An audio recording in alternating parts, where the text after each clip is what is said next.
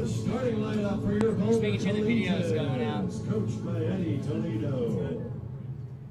Leading off from the University of Nevada, Las Vegas, the designated hitter, number 24, Bryce Bullock. Welcome to Suits Field for the final game of a three-day stretch here at home at Scott Carpenter Park, where the Boulder Collegians will take on the Game Day Saints in a Rocky Mountain Baseball League instant classic, I assume it will be. Now, the Collegians go into this game on a nice three-game win streak. They won the second half of a doubleheader against the Rough Riders and won both ends of a doubleheader yesterday against the Colorado Sox, along with the Colorado Springs Cutthroats. Today, we'll have Nathaniel Bresner Mendoza, who will be going to the University of Portland this fall. He's been one of their best pitchers that we've seen on the mound. He came out of the pen when we were down in Tucson, switched over into a starting role, and has looked rather dominant at times. His last time out on June 29th against the Colorado Sox, he did face a little bit of trouble. He got knocked out in the fourth inning through 3 1/3 innings pitched, gave up 7 hits, only 1 walk, struck out 5, but the 7 runs he surrendered were the key story. The Collegians did come back and win that game. Nevertheless, they are 21-10, and Jake Shapiro, we'll see him in a moment to throw the first pitch, but before we do that, actually no, we're going to it right now. Jake is going to be throwing out tonight's honorary first pitch. Of course, one of the key features of throwing out the first pitch is having a ball. Jake now has one. He's warmed up extensively. He's going from the bump. Let's see. Airmailed it, but he did not bounce it.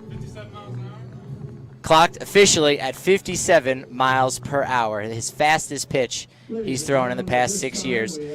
But Jake did catch up with Addison Kosh, the starting shortstop for the Collegians, and let's hear what he has to say. Downstairs with shortstop Addison Kosh before a game against the Game Day Saints. Every time you guys have matched up against this team, it's been pretty heated. How do you stay calm and within yourselves and play your game? Well, you just got to focus on what you got to do out there and just make the plays that need to be played and just kind of zone out all of the crap that's going on around you. So that's how I'd zone it out. You've recently gotten a little bit better at the plate. Yesterday was a day where I felt like you started to get clicking again after, maybe a cold stretch after the shoulder injury. Do you start feeling like you were seeing the ball a little bit better yesterday? Yeah, I feel like I was seeing it a lot better. But, that's the game of baseball. You get hot and you get cold. You just got to stay consistent and stay on that even keel plane as much as you can. So I took fungos with you guys today. I was in the fungo. Where do I rank in terms of fungo hitters on the squad? It was actually really good. I was impressed. Yeah, you hit them right at us for a majority of the time. I would say it's better than Cats. Better than Jordan Kyle for sure, too. And Jordan Kyle, for sure. Back upstairs. Well, you heard Addison Kosh say it. Jake Shapiro is better at hitting fungos than Jordan Kyle and Coach Jeremy Katz. Now, boys, how was that first pitch? Jake Shapiro joined by my partner, Patrick Lyons. Well, you didn't bounce it. You did take it from the top of the bump, and you had a little equipment malfunction with not having a baseball. But other than that, you stepped in a pinch there. You didn't get much time to warm up. I wouldn't say it was on the level of George Bush warming up beneath Yankee Stadium after 9/11, but it was somewhere in the middle. Good. I'm glad that I could do at least a little bit of justice before this Collegians home game against the Game Day Saints. Got that ball from Nathaniel Bresner Mendoza, who takes the ball for Eddie Toledo's Collegian team. He'll be caught by Brett Bonar. Out at first is Gabe Gioso, second Ryan Grasser. Dawson Pomeroy's at third, Addison Kosh at short. From left to right in the outfield, Brady Mitchell, Nico Nincy, and Marcus Altman. And this Game Day Saints team we've seen several times, and their 3-hitter and pitcher is one of the best hitters we've seen in our MBL play. Alex Ochterman has been fantastic, and he will be featured as the 3rd hitter. But leading off will be their shortstop, Mason Peterson. In right field, batting second, Zach Quintal. That big crucial bat, Alex Ochterman, hits in the 3 spot, so we will see him in the first inning. That's a change in the lineup. He had been hitting cleanup, but manager Mike Coons wants to get him an at-bat in that first inning. Now hitting cleanup will be the third baseman and relief pitcher Gabe Garvins. In center field hitting 5th, Trevor Howard. The 6th hitter is the second baseman, Henry Ryan. At first base and batting 7th, J.P. Rubino. Batting 8th, the left fielder Jason Hall. And Cole Danilick, the catcher, rounds out the Game Day Saints lineup. Ready for the real first pitch here at 6:13 at night. This is a 9-inning league game between the Collegians and Game Day Saints. Collegians in red, Saints in blue. First pitch from Bresner Mendoza dots the strike zone on the outer half here in Boulder, Colorado, with an 87-degree temperature under mostly sunny skies. Second pitch fouled back. Full temperature for today, besides the 87 degrees, it is 25% humidity with winds coming out of the northwest at 3 miles an hour. Bresner Mendoza into the line, kicks and deals, curveball that curved around the strike zone on the outer half. And we'll see how well the ball carries today during the game, as because batting practice, we did see the balls fly rather well on some simple pop flies. Bresner Mendoza's pitch, it's sky high to the left side. Brady Mitchell will settle under it in left field for the game's first out. And that's going to be the key for Bresner Mendoza, is to get ahead. He's got some great stuff working for him. One of the best fastballs on the entire team, but when he gets behind like any pitcher, he walks batters and loads up the bases. So the key for him is going to make sure that he minimizes the traffic on those bases. Bresner Mendoza into the line, kicks and deals. It's a fastball on the outer half, strike one. 89 miles an hour, 84 miles an hour. Jordan, your sign system has changed from yesterday.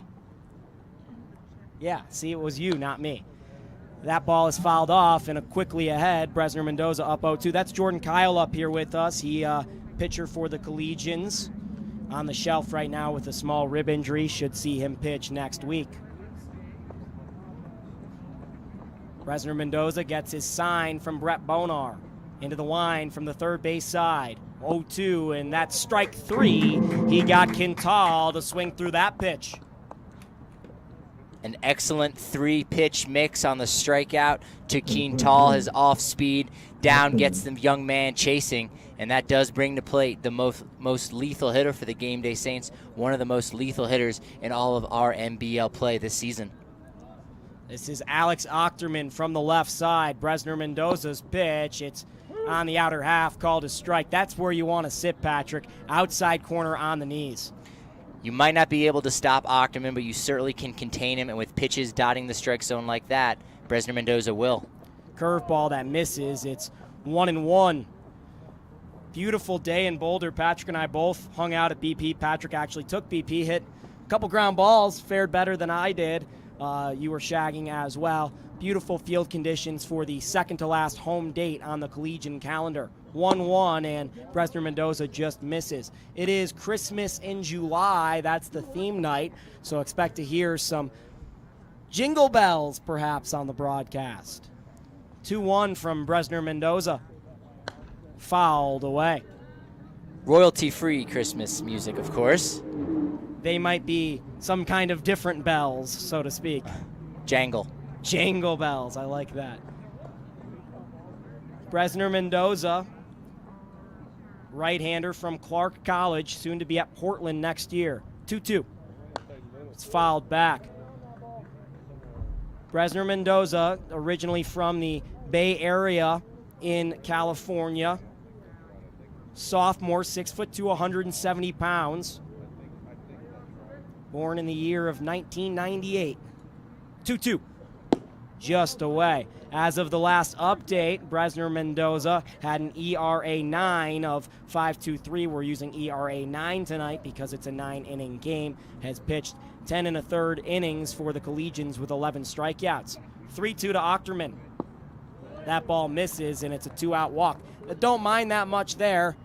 You know, 2-out walks, I hate them, but to Alex Ochterman, a guy we've seen take many a collegiate pitcher yard.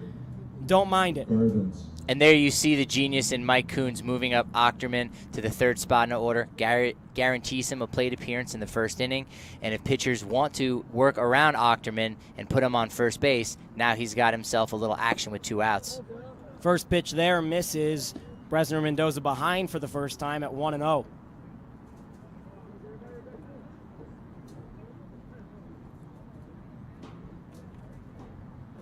The pitch, and it is into the right side. Gabe Gioso in foul territory will take care of that for the 3rd out.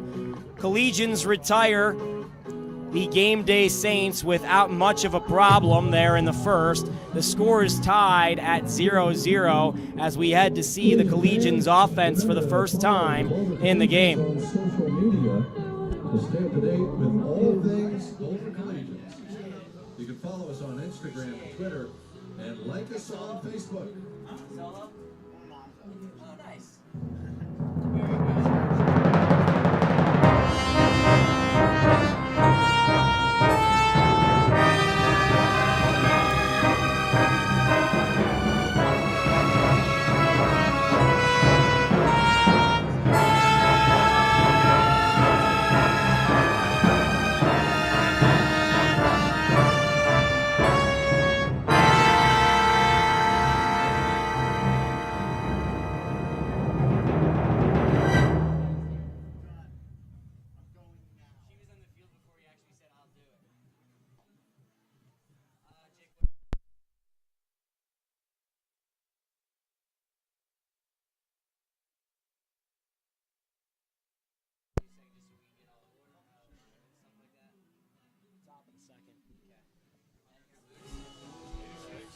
Back for the bottom of the 1st.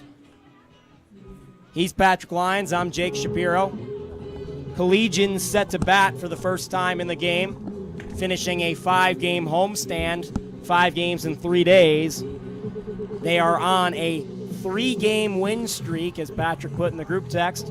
Hopefully make it 4 today against this good Game Day Saints team that they've had a lot of heat with.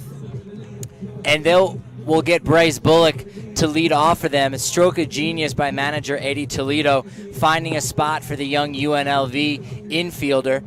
And he might be a 3 true outcome guy, but the outcome at the top of the order is he's going to see a lot of pitches, and when he gets on base and hits, it will be for extra bases. He'll be followed by Nico Nincy in left field as the 2-hitter. Dawson Pomeroy is the 3rd baseman batting 3rd, and hitting cleanup is the catcher Brett Bonar. Batting 5th is the left fielder Brady Mitchell. The 6th-hitter is Addison Kosh, the shortstop. Batting 7th, the 1st baseman Gabe Gioso. The 8th-hitter is Ryan Grasser at 2nd.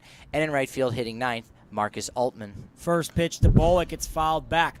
Bryce from University of Nevada, Las Vegas, grew up in Las Vegas, Nevada. I almost said both of those things at once. His father, Craig, is watching on the broadcast right now. Thank you, Craig, for tuning in. His mother is in town as well. 0-1, that pitch misses.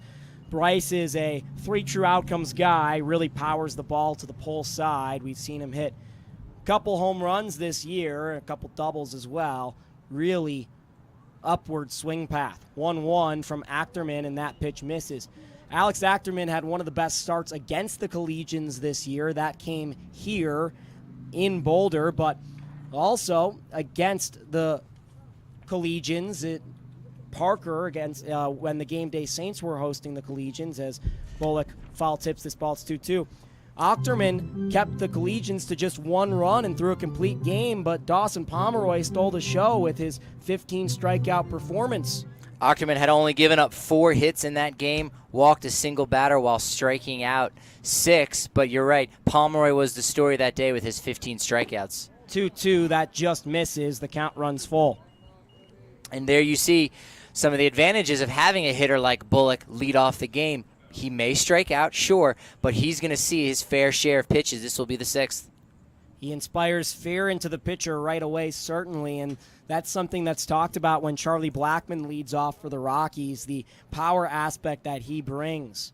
Achterman into the line, the right-hander deals. And Bullock tips that pitch, but can't get enough of it, and it's strikeout number 1 for Achterman and out number 1 in the bottom of the 1st. Number Not sure if the cameras picked up on Bullock, but we've been seeing that in the past few days. Coming back, talking to Nincy, who's been hitting behind him in the order, talking with the 3-hitter, letting them know some of the things that he's seen. Again, by taking those 6 pitches, he's getting a much better feel of what the starting pitcher is throwing. The right-hander deals. Nincy faked the bunt, pulled it back. The two, Nincy and Bullock, are good friends off the field. Been hanging out quite a bit this summer.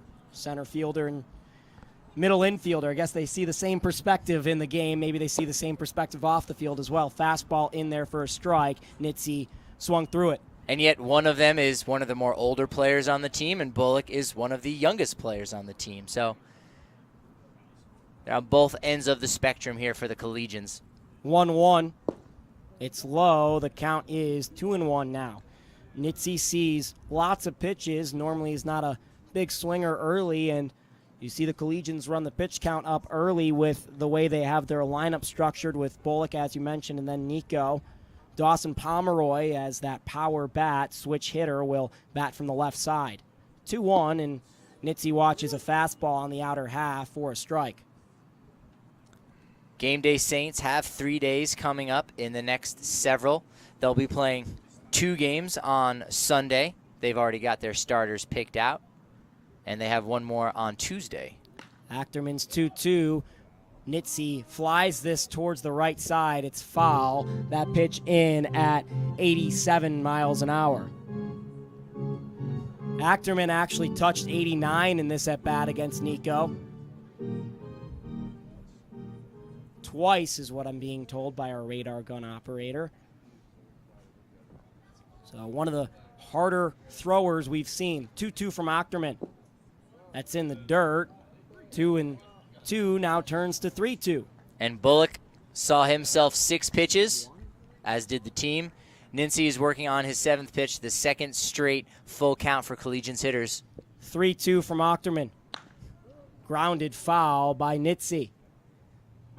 That's in at 88 miles an hour, and actually that pitch that made it 3-2, that was in the dirt. We saw Achterman overthrow it. It was 91. Right-hander with a velo pouch, as Roger Cruz likes to call it. 3-2 with 1 out. That one's low. Nincy is the game's first base runner for the Collegians. He steps to first as Dawson Pomeroy strides in. Scoreless game in the bottom half of the first. 1 out. It'll be interesting to see if Nincy's given the steal sign here with the hottest hitter for the Collegians up. And we know he has an ability to see the ball come out of the pitcher's hand, recognize when it's going to be in the dirt. He might not get that opportunity with a control-like pitcher here with Achterman. Grounded to the right side. First baseman J.P. Rubino on it, only play to first. Achterman there to cover. Second out of the inning. Nincy moves up to second on the ground out.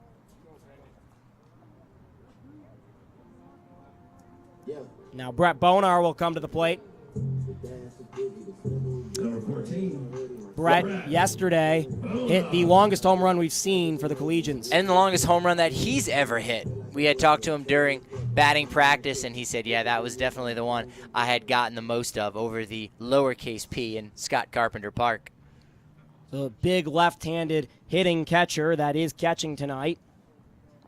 Been DHing quite a bit. Right-hander Achterman from the stretch comes set. Bonar grounds the first pitch to Rubino at first. On to Achterman again, and that is the third out of the Collegian half of the first. To the second we go. It's Jake Shapiro joined by Patrick Lyons, bringing you home Collegians baseball.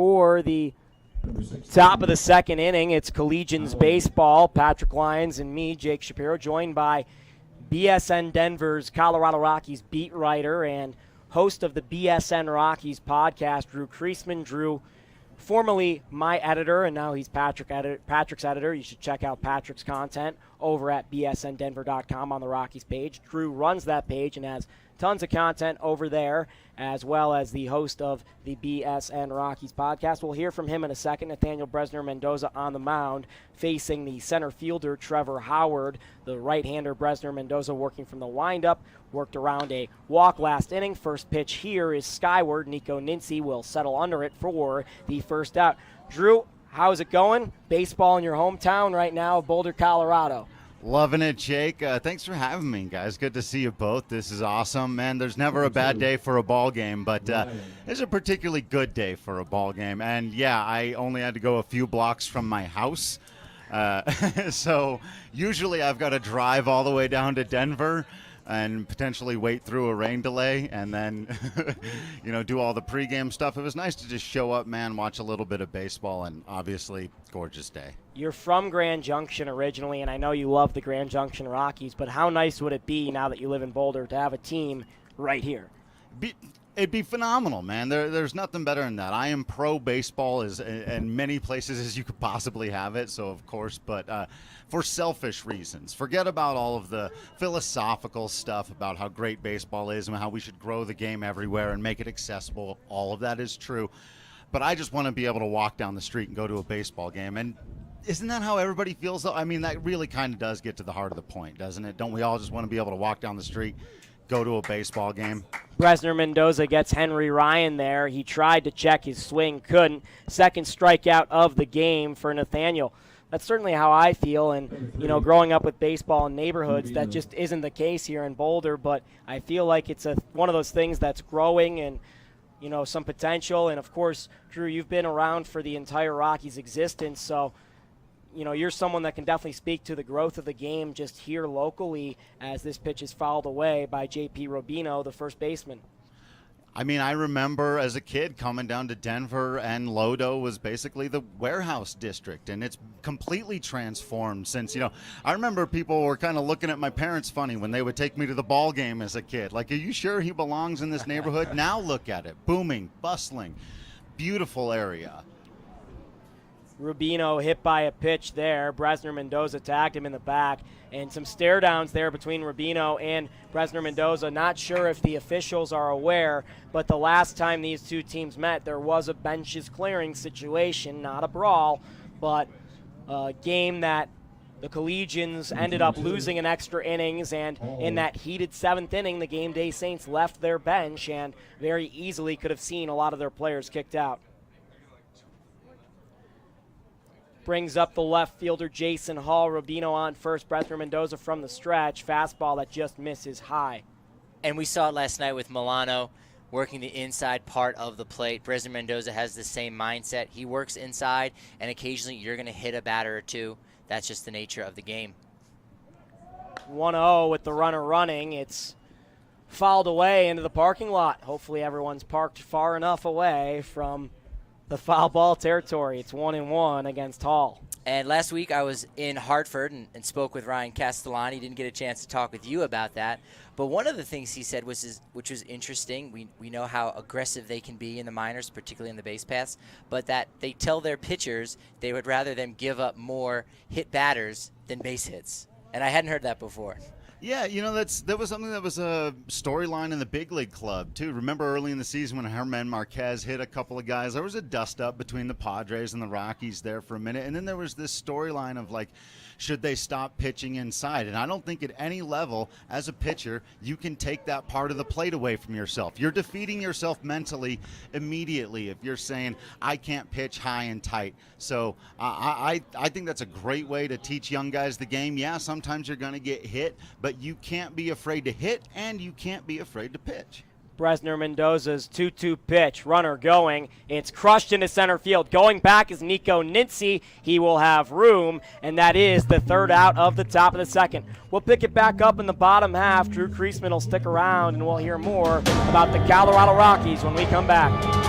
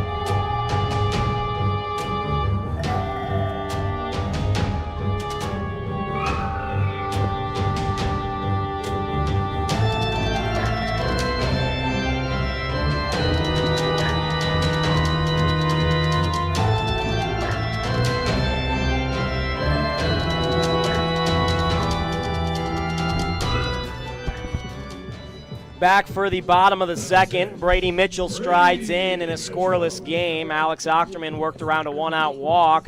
Stranded Nico Nincy on second. Last inning, we'll see 5, 6, and 7 this inning. Brady Mitchell, Addison Kosh, and Gabe Gioso. Ochterman into the wind. First pitch of the inning. It's a cut fastball that reaches the outside half for strike number 1.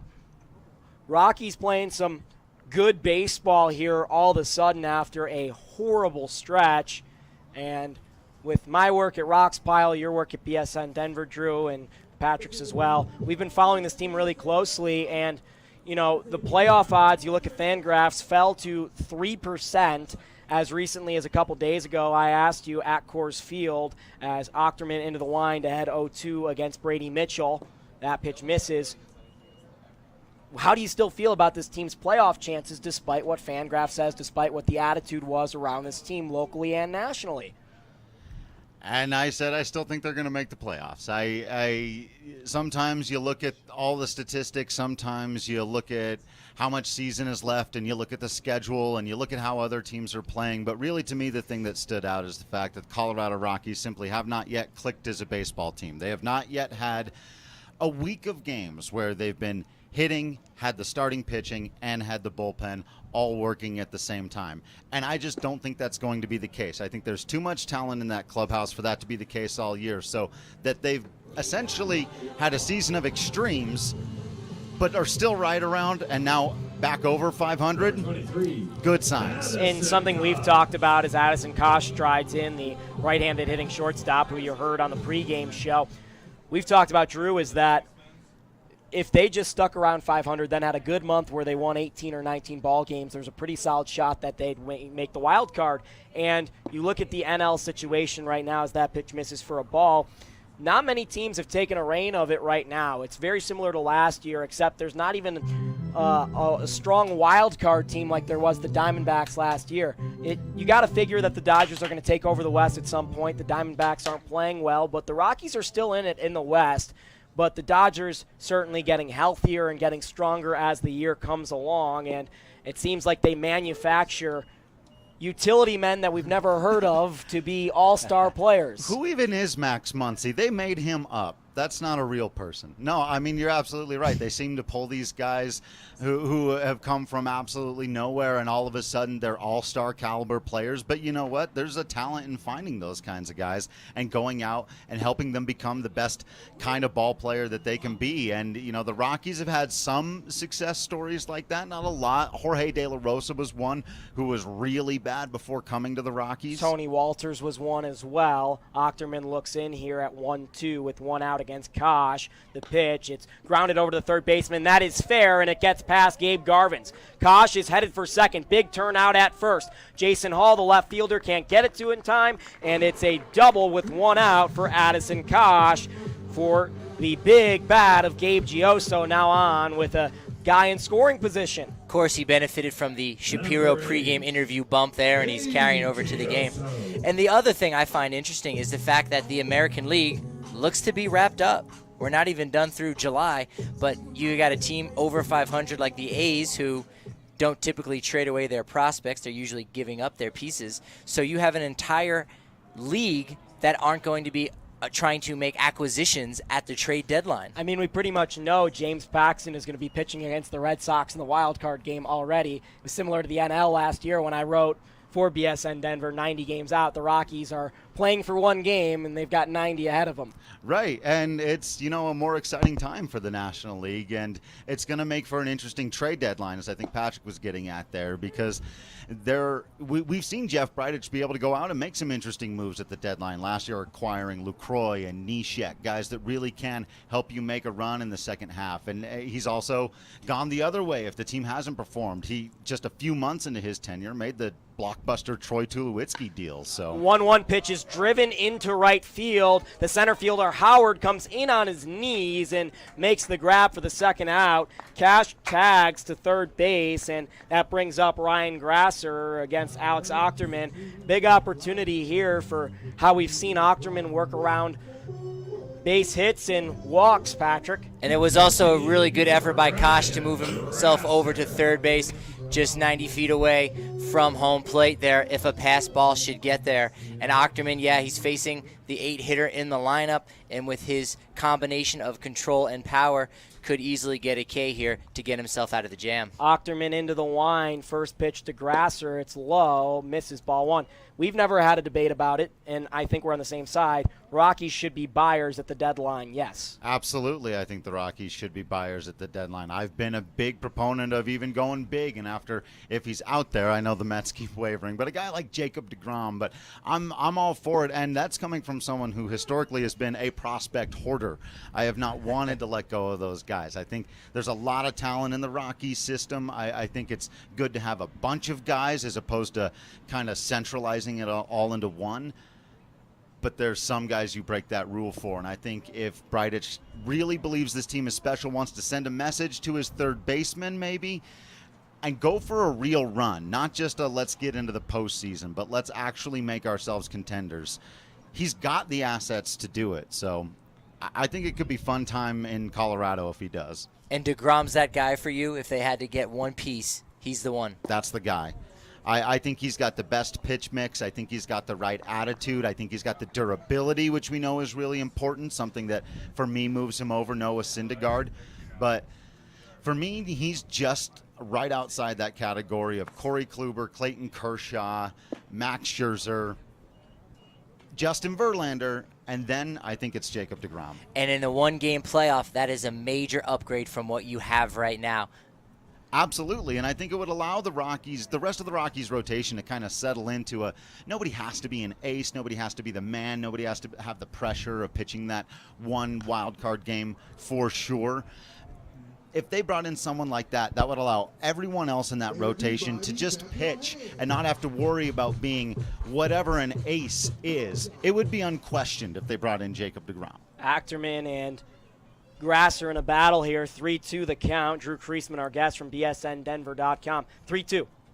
And it's fisted over to the second baseman, Henry Ryan. He'll throw over to first. Drew, can you stick around for another half inning? Absolutely. Cool. We'll pick it back up in the top of the third. Scoreless game at 0-0 between the Game Day Saints and Boulder Collegians.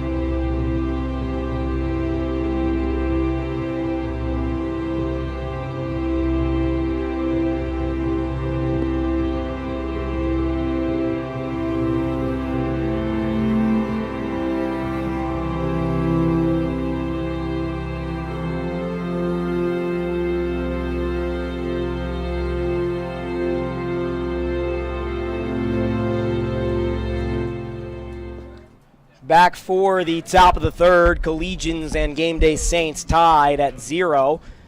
The 9-hitter, Cole Danlook, starts off this inning, the catcher, right-handed hitter, against Nathaniel Bresner Mendoza, the Collegian starter, right-hander on the mound. First pitch misses outside. I'm Jake Shapiro, joined by Patrick Lyons, and our guest is Drew Creasman from BSNDenver.com. Drew, how annoying is it right now with everyone clamoring over as Danlook smashes this into left? Brady Mitchell coming on, tough play with the sun, dove, but kept it in front of him, and that's a leadoff single for Danlook. And that's actually a sneaky good play by Brady Mitchell this time of day, as we always talk about, Patrick. He had a much better read on it than yesterday, and I think he's learned to try to battle this sun the best and the most effective way possible. How annoying is it covering the Nolan Arenado contract situation, given the fact that Nolan is a year and a half away from being a complete free agent, the misunderstanding of people not understanding that because Nolan Arenado does not have a locked price for next year because he's in arbitration, everyone in the media clamors to think that this guy's gone already and they've got to trade him. This pitch misses outside. Peterson flew out to left field last time. Yeah, it's a really strange narrative to be arising at this particular time. I had a line in an article recently where I said, I really think the decisions of November 2019 will be impacted more by the events of October 2019 than the events of June 2018. Bunt fielded by Bresner Mendoza. Strong throw in time at first. Score that a sacrifice 1-3 as Gabe Gioso fielded that throw from Bresner Mendoza that moves up Danlook to second with 1 out here in the third. It's a really nice play off the mound. Yeah, he's what I would say is probably our most athletic pitcher. Jordan hates it every time I say that about Nathaniel. He's actually gotten larger. We went away where we didn't have home games for about a week and a half, and he came in the press box, and he actually looked bigger than he had only 10 days earlier. Got off the mound quick there. There's some dudes on this team that are definitely going to play in the very least minor leagues. I'd expect 1 or 2 to probably pop their way to the big leagues. Well, you know, our guy, Patrick Lyons, has an article going up on BSN Denver very soon about Josh Fuentes, who went undrafted, who didn't have all the shine on him that a lot of these top prospects do, that had to go the hard way. And it's just another example that if you love the game and you keep at it, you have the right attitude. Pop-up fielded by Gabe Gioso on the right side, second out of the inning. And it sucks for Josh Fuentes in the sense that he's not even the best player in his family. Yeah, no, that's tough. And he might even be the third best player, depending on how you feel about Jonah Arenado. But that's a good family. It's a good power ranking to be on. A couple of those families around Boulder, none to that extreme, but we saw Luke Bodie the other day when we were out at the Rough Riders field, brother of Dave Bodie, both of them terrific ball players. Dave playing for the Cubs now. Bresner Mendoza's first pitch there to Alex Ochterman, who walked last time. It's a ball. We may see Bresner Mendoza pitch around Ochterman as he did last time with 2 outs. Now first base is even open, but very careful pitching. Everyone playing straight up. The shortstop Kosh holding on the runner on second. Curveball, front doors for back doors for a strike, and a beautiful pitch by Bresner Mendoza. Outfield playing a bit deep, if anything. Bresner Mendoza gets his sign from Bonar, comes set, delivers. It's a fastball fouled out by Achterman, and he's ahead 1-2. And Drew, I think you'll find this interesting, but the man on the hill, Nathaniel Bresner Mendoza, has his own board game. Really? It's called Safe on a Base. You can go to safeonabase.com, and you can buy it. He had this idea he dreamed up when he was 4 years old, and in his early teens with some neighborhood friends. They put together this board game. They even got it into Toys R Us before it folded. 1-2 from Bresner Mendoza, just misses away. He had started walking off the mound, count evens at 2 apiece. And so I know you dabble a little bit in the video games and the board game, so... No, that's fantastic. That story did have a sad ending with the Toys R Us. That really did bum me out. But I'm going to have to check that out. I will. Give me one more time. Safe on a Base. Safeonabase.com. I'm going to go check that out for sure. 2-2 misses as Bresner Mendoza totally being careful against Alex Ochterman here. The brown hickory-colored bat of the big swinging left-hander. And we'll see here if he attacks Ochterman or if he just decides to place him over on first base in favor of the cleanup hitter Garvins. 3-2. Strike 3 swinging, and a big fist bump from Bresner Mendoza afterwards. He works around a leadoff single to Cole Danlook and gets the Collegians out of the third. To the bottom half we go. I'm Jake Shapiro. He's Patrick Lyons. Want to thank our guest, Drew Creasman, for joining us. You can check out his work on bsndenver.com. He is the host of the BSN Rockies podcast, which has 5 stars across the board on iTunes. I would highly recommend listening to it. Make sure you go check that out. Thanks for joining us, Drew. Absolutely. Thanks, guys. It was a blast.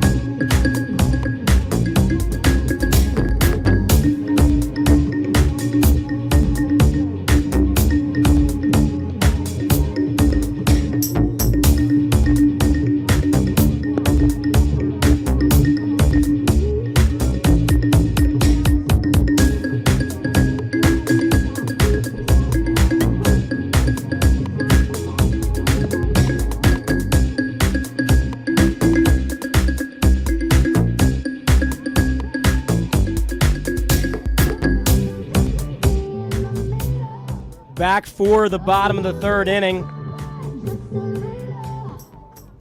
Number 22. Marcus Altman leading off for the Collegians, 9-1-2 against the starter Alex Ochterman out in his third inning of work. Collegians with just one hit.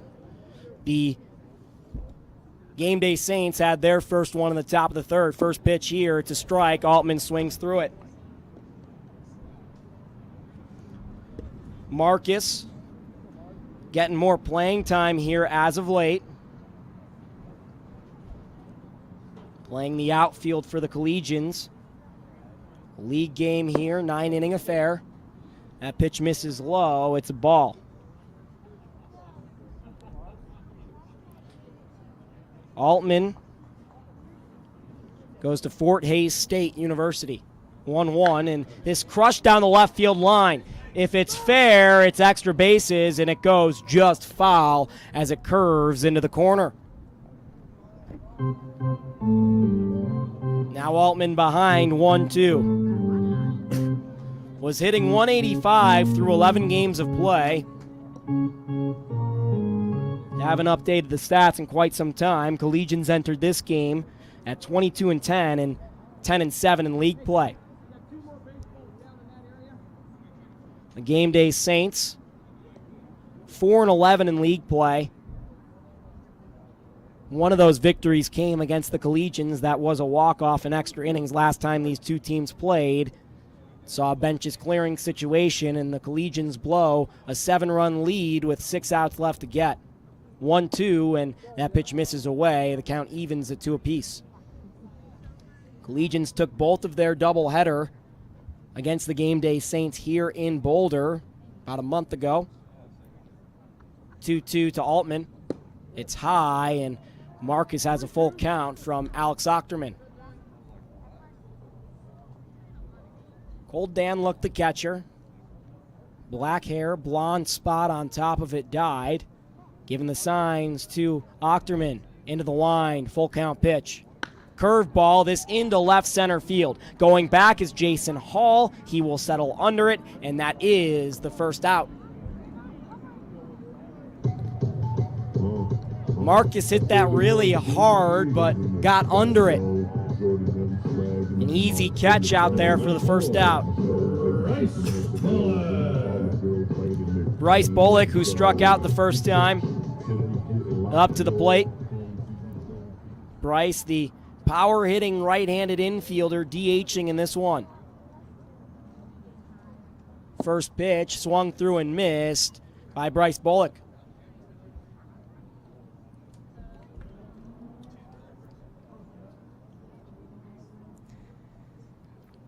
Oh, 1. Bullock smashes this to the left side and foul. It was really nice seeing Altman flashing that power. We had that hand injury for most of the season. It's slowly been coming back, and there just missed that one foul down the line, and even his flyout definitely showed some positive things on their way. 0-2 misses low. It was a fastball in the dirt. Saw Ochterman touch 91 in the first. He's been sitting around 87, and that last pitch was at 87. 1-2. Got Bullock swinging for the second time. He goes down with a K. Bryce only has 1 K in his name. It's OCK, but he's got 2 Ks next to his line right now. And you mentioned it briefly, Charlie Blackmon having that power out of the leadoff spot, and I communicated with manager Eddie Toledo that you can only imagine a playoff game in which Bullock leads off and starts the Collegians off with a nice 1-0 lead with a leadoff homer. First pitch here, it's a strike as Nitze was swinging and did not connect. Shadows starting to creep over home plate from the backstop. Makes the hitting even tougher. Bresner Mendoza is going to have to match Ochterman. Looking strong, 0-1, and Nitze swinging hard and missing there.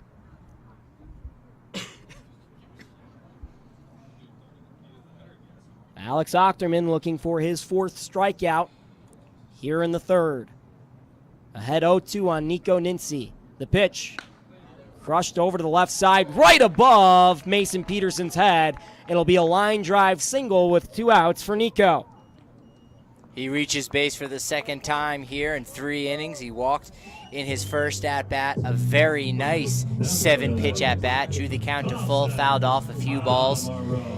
And with 2 outs, Nincy over at first. We'll see if he can get down to second again, and all Pomeroy needs to do is have a nice single, and Nincy should be able to wheel around to score.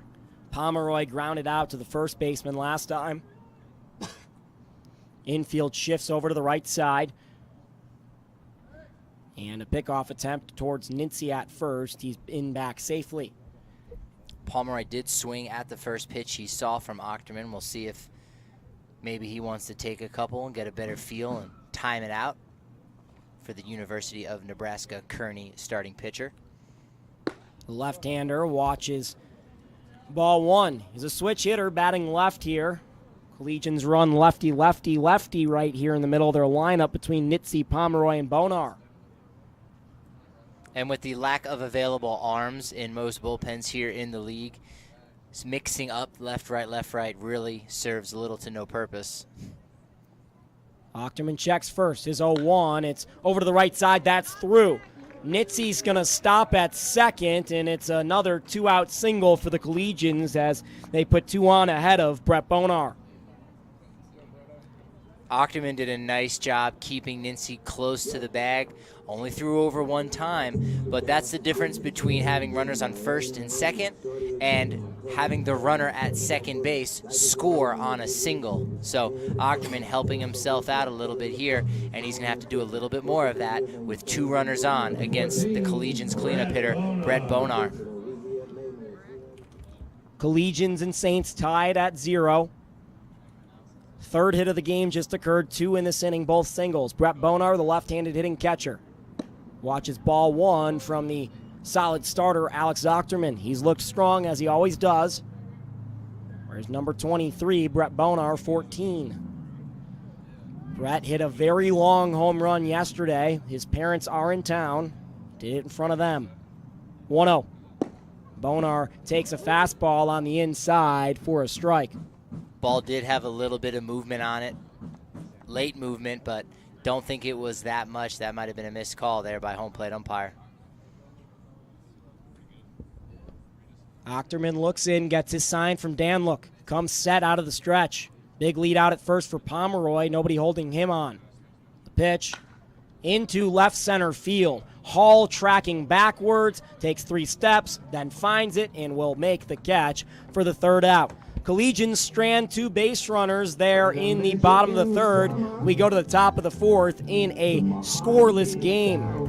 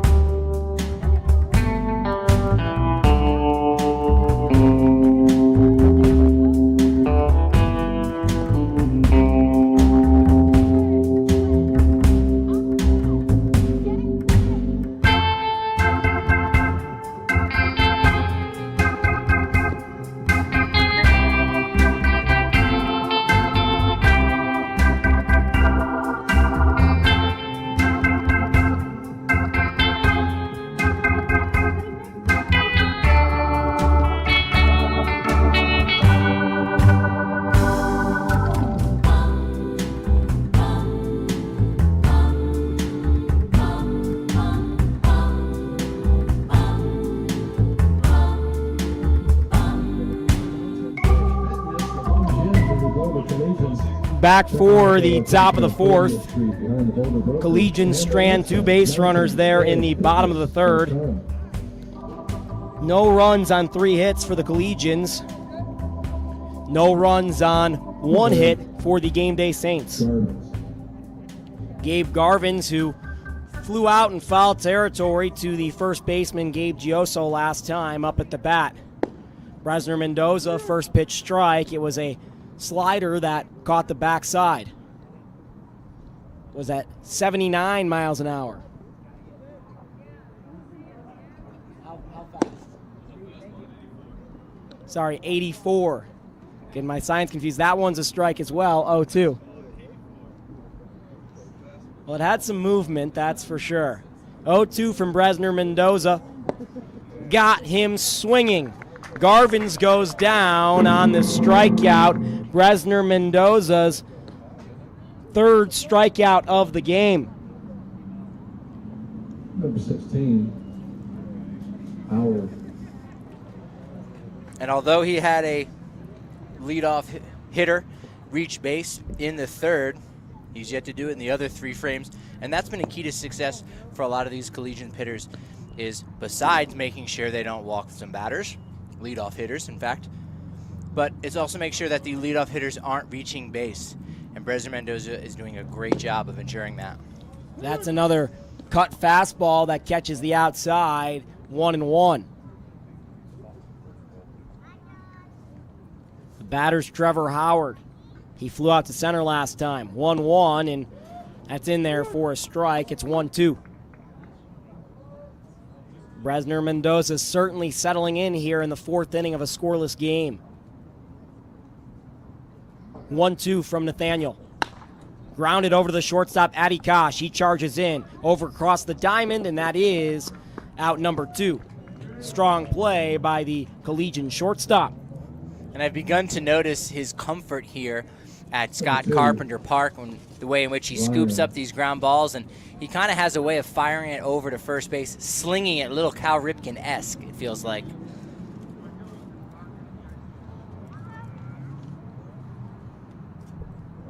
First pitch is a ball against the second baseman, Henry Ryan, a Boulder High graduate.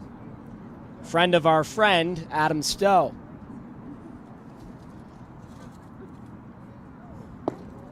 That pitch misses. It's 2-0.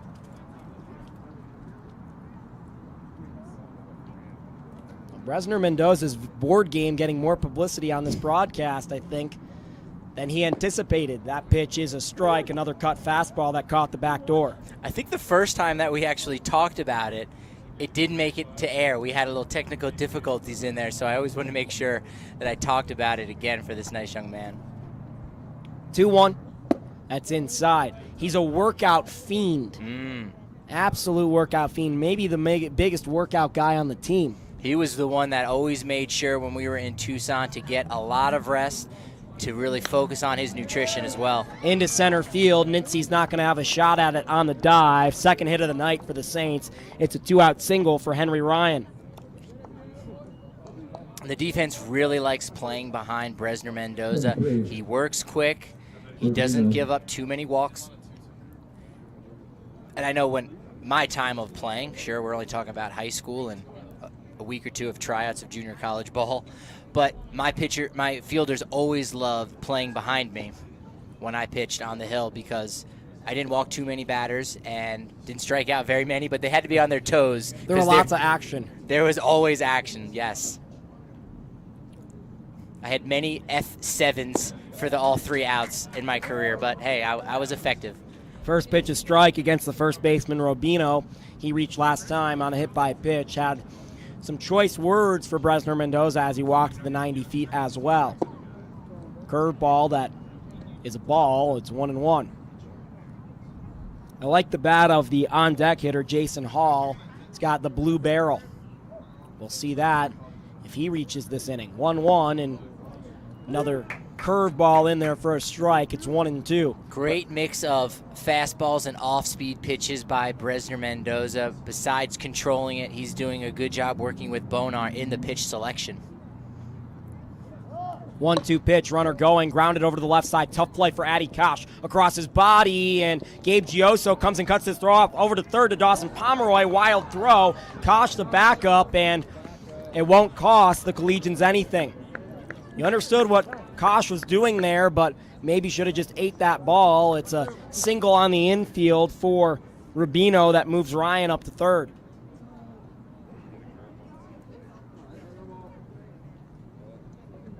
Nice job by Joso to get off the bag. Unfortunately, he could not transfer the ball. His mind was got ahead of him a little bit there as he wanted to fire down to third base to cut down Ryan for the third out of the inning, but unfortunately was unable to do so. So now we've got runners at the corners. Fastball on the outside for a strike against Hall. He flew to center field last time. Runners on first and third, scoreless game, 2 outs. Bresner Mendoza, the starter, 0-1 pitch, and it's a ball. Brett Bonar calls a great game behind the plate. If the runner Rubino goes down to second base, you think Bonar is going to fire it down? Yes. Agreed. 1-1, runners hold, and it's fouled back. Bresner Mendoza's ahead 1-2. And I think that's the fear for the Game Day Saints right now. Smaller first baseman, JP Rubino could have a little bit of speed, but got to think it's somewhere around the average range. Might not want to risk it here. There he goes, 1-2, and strike 3. He got Hall swinging. Strikeout number 5 on the game for Nathaniel Bresner Mendoza. As we head to the bottom of the fourth in a scoreless game, he works around 2 out singles.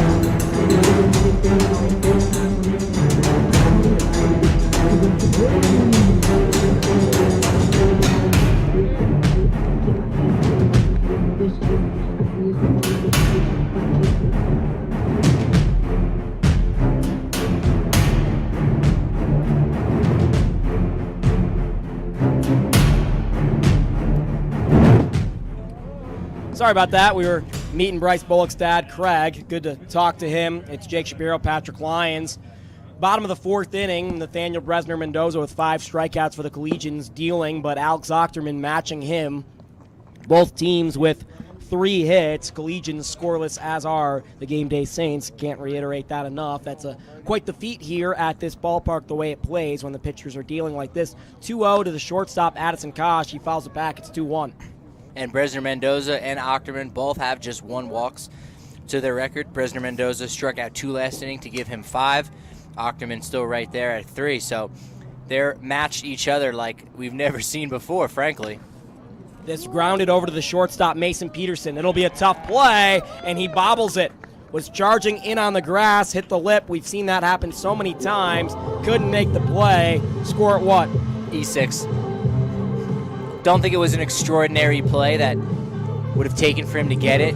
Certainly slightly higher than average, but I think that's a play he's got to be able to make at this level. Brady Mitchell on first for Addison Kosh, who's at the bat.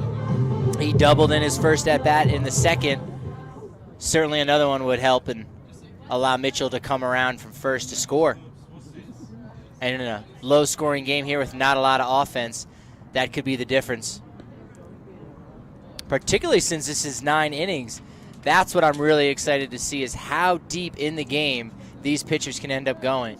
Another pickoff attempt. He's in safely again.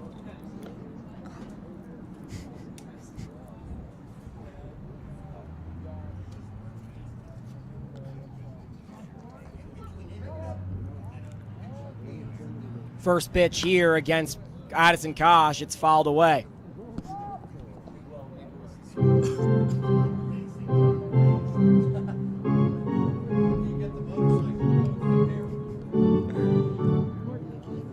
Addison Kosh, the power-hitting shortstop, right-hander. Scoreless game. 0-1 the count from Ochterman, the dominant RMBL starter. Curveball, not in there for a strike. Much to the surprise of my voice there. It's 1-1. And we saw Danilik's arm a couple weeks back down in Parker. The Collegians are respecting that. Mitchell does have himself a healthy lead. And the throw back over again keeps him even closer. Ochterman has a lot of poise and presence. As we mentioned, was a starter this year for the University of Nebraska Kearney.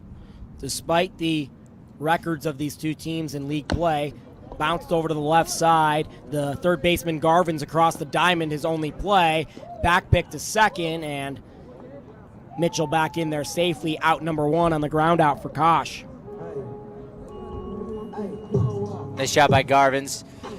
Trying to maneuver with this infield. It's not the easiest one. It does play somewhat fair, so long as it doesn't hit the lip of the infield grass, but he gets the out at first base. And that'll bring Gioso to the plate.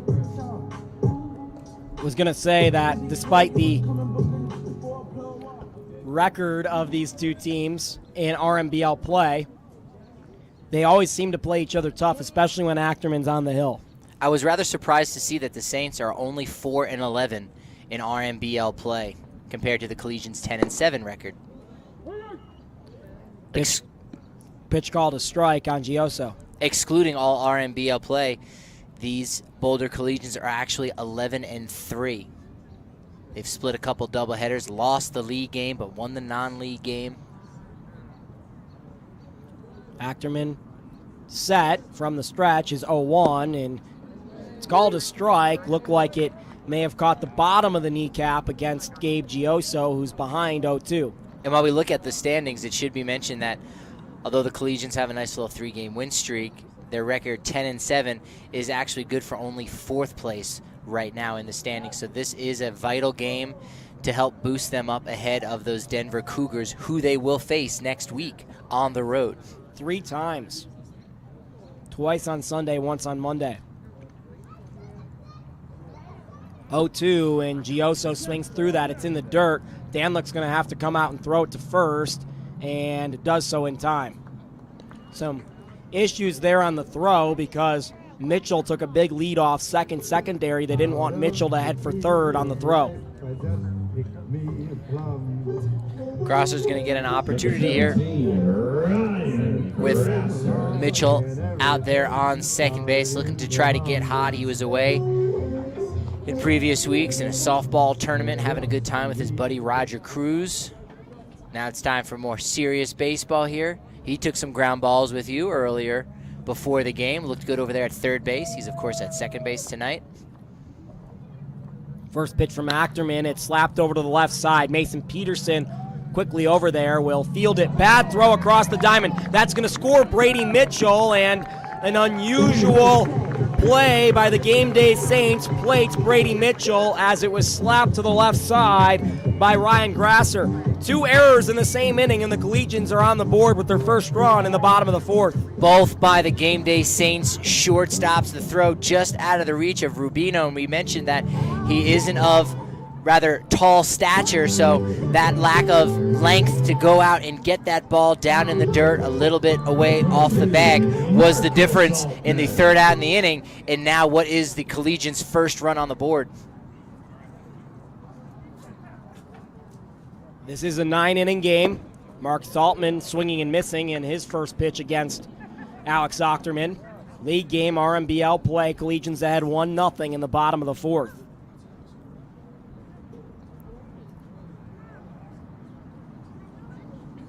Pickoff attempt to first, and in back safely is Ryan Grasser. With Ochterman being one of the best pitchers we've seen in the league and this being a 9-inning game, it's going to be hard for him to go all 9. It's going to be even harder for his arm to keep up if he's throwing over to first base as much as he's been. I like what Mitchell and Grasser has been doing, trying to get a couple throws over there, and that could end up playing a key role in what happens later in this ball game. Ahead 0-2, looking in at Cole Danlook for a sign. Achterman comes set, looks over at first, and then delivers. That time going down swinging, it's Marcus Altman. 4th strikeout of the game for Alex Ochterman, but not before he surrenders a run. Wasn't earned. Collegians lead 1-0 as we head to the top of the 5th.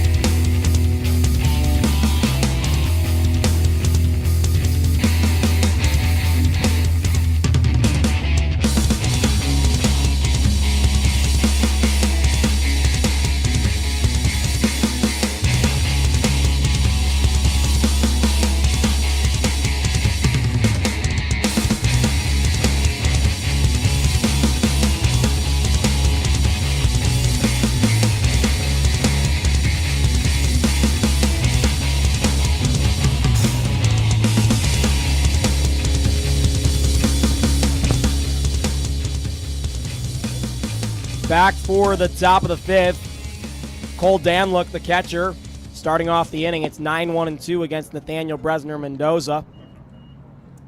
First pitch misses. Collegians just plated 1. They're ahead 1-0 after 2 errors by Mason Peterson, the shortstop.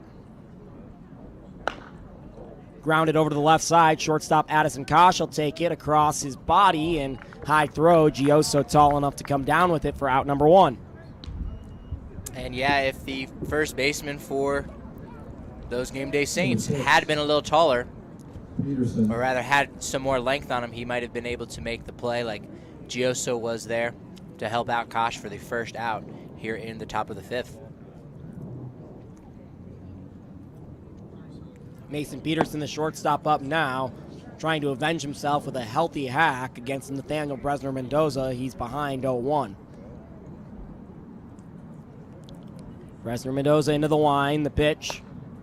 It's sky high up the elevator shaft. Brett Bonar towards the game day Saints on deck circle, but it's out of play. Just missed, staying on the inner half of the net. We hadn't seen, that might be the first ball I've seen land there, come so close where there may have been a play back in foul territory behind home plate. Hadn't seen too many of them, as there is minimal space behind home plate and in foul territory in and around the infield. What about 10, 15 feet to the backstop? Yeah. 0-2 from Bresner Mendoza, and that just misses. How's your hamburger with mustard, Jake? Famous Collegian burger. It tastes great. Bresner Mendoza's 1-2. Make it 6. This time Peterson goes down swinging.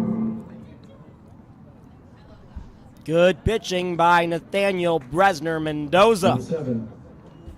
Third time through the order, so these guys have had their opportunities and they've seen several pitches against Bresner Mendoza. So starting off the third time through the order with an exclamation point. Thank you. Over to the second baseman, lined and caught by Ryan Grasser, and that is the third out. Quick 3 outs garnered by Nathaniel Bresner Mendoza, who's cruising like his buddy Roger. Aha! 1-0 Collegians lead to the bottom of the 5th.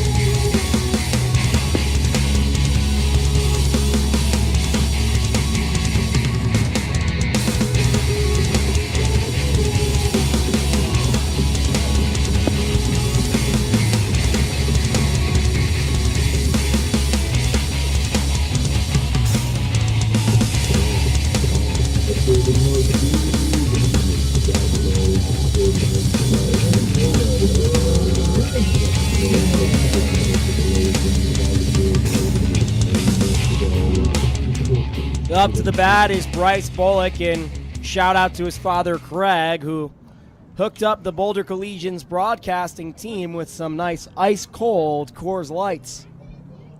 Refreshing, the taste of the mountain that turns blue.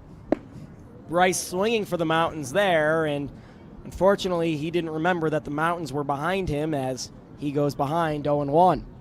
Now, did he get his trademark nap up in the press box today? Do you know that? 0-1 from Ochterman, and Bryce swinging and missing there on a pitch in the dirt. He did not, Ooh. not to my knowledge at least. That could be the difference of another 3-run bomb.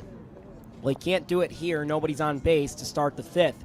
1-0 Collegians lead. Bullock behind 0-2. This pitch smashed down the left field line. It is fair. He's headed for second. Bryce is striding in with a stand-up leadoff double as Jason Hall struggled to pick up that ball in the corner. Bullock lined that, and it hit exactly on the chalk down the left side. Great piece of hitting. Did not deter from his game plan despite being down 0-2, and just tried to pull it again and wound up succeeding.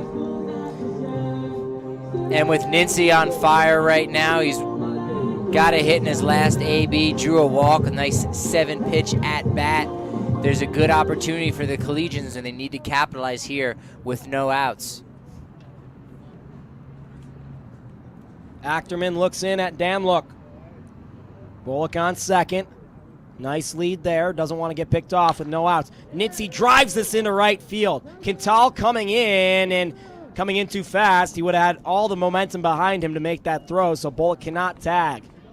Off the bat, that sounded like it was going far, but it hung up. Right fielder Quintal was playing rather deep, similar to what the Collegians were playing last night in that second game against the Cutthroats. And you're absolutely right. Him coming in with that momentum actually reduced the opportunity for Bullock to tag up. Brings up not Brett Bonar, but Dawson Pomeroy. Brett Bonar's on deck. Switch hitter batting left here. Bryce Bullock off a second. Shortstop Mason Peterson holding him on there, and Cole Damlook wanted to back pick, but the ball was in the dirt, ball one.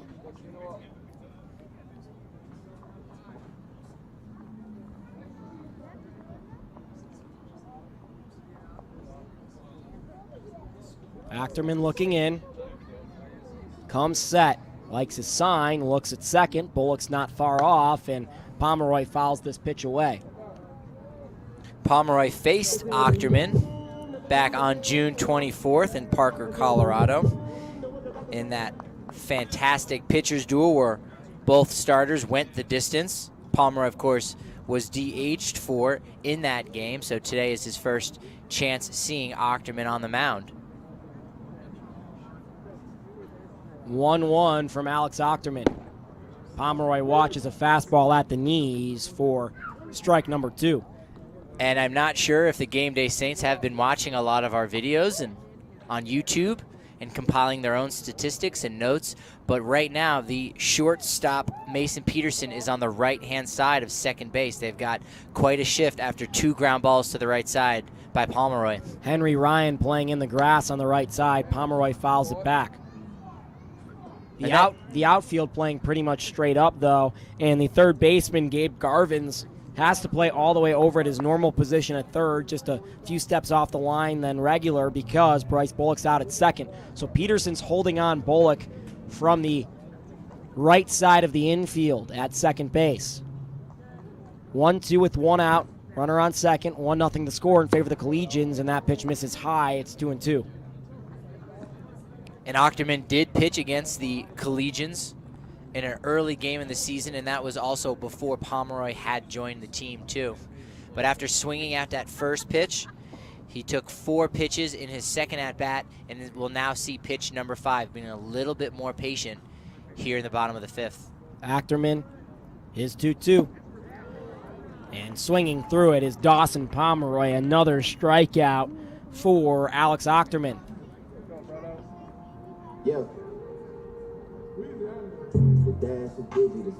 And Ochterman keeps up with Bresner Mendoza. He earned his 6th strikeout. Bresner Mendoza is at 6 right now through his 5 innings of work. Bonar going to try to make sure that Ochterman does not get a 7th right here in the spot.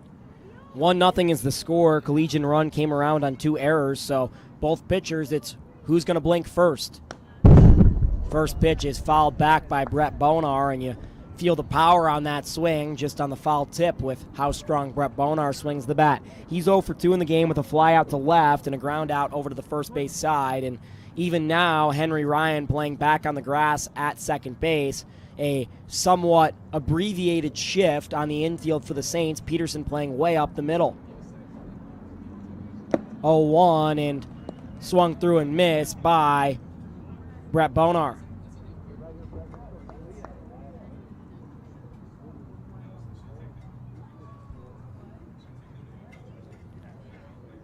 Achterman looking to get out of this inning, can do so here with 2 outs. Bullock reached second on a leadoff double. He's been stranded out there. 0-2 to Bonar. Right into center field, that's going to get down. Bullock's rounding third. He will score. Brett Bonar headed for second, and the throw late. It's an RBI double for Brett Bonar that plates Bryce Bullock. Collegians go ahead 2-0 in the 5th. Textbook hitting from Bonar as he slaps that one middle away. That's where a lot of his power comes from. I know we saw one pulled last night, but there you see him being opportunistic with a runner on second base. And 2 doubles here in the bottom of the 5th earn the Collegians an earned run. Nevertheless, it's 2-0 here with Brady Mitchell at the plate. 2 outs and his old Barton Community College teammate down on second. Brady reached on an error last time, was a tough hit ball to Mason Peterson, and he scored the first run of the game. Action now in the Game Day Saints bullpen as well. First pitch to Brady, it's a curveball that misses somewhere, don't know where. It's called ball 1. And how about that hitting from Brett Bonar? 2 strikes on him, taking it the opposite way. We haven't seen that much out of Brett, but showing the signs of a maturing hitter as he heads to Nebraska Omaha next year to play D1. Achterman ahead or behind 1-0. Pitch is fouled back by Brady.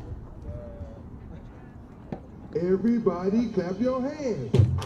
Brady came around to score on another Mason Peterson error. So reached on a Mason Peterson error, then scored on a Mason Peterson error.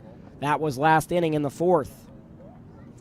I suspect down in the right field bullpen for the Saints is Roger Camacho, number 29.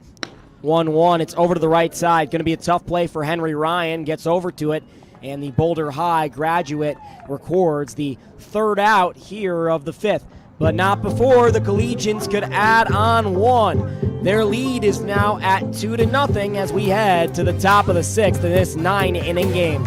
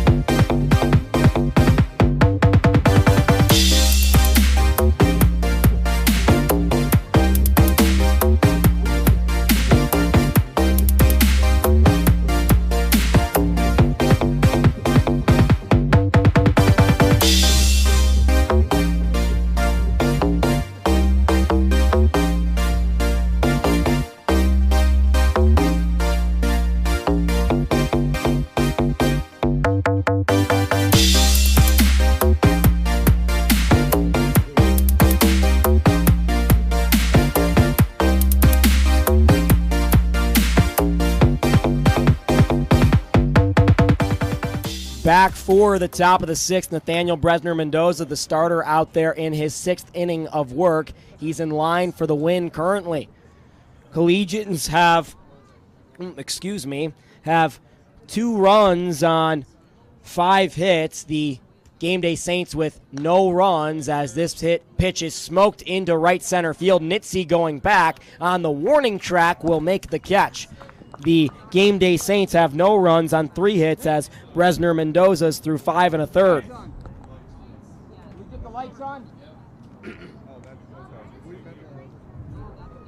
Number 8, Garvins. The umpires asking for the lights on. That's what you heard in the background, that barking.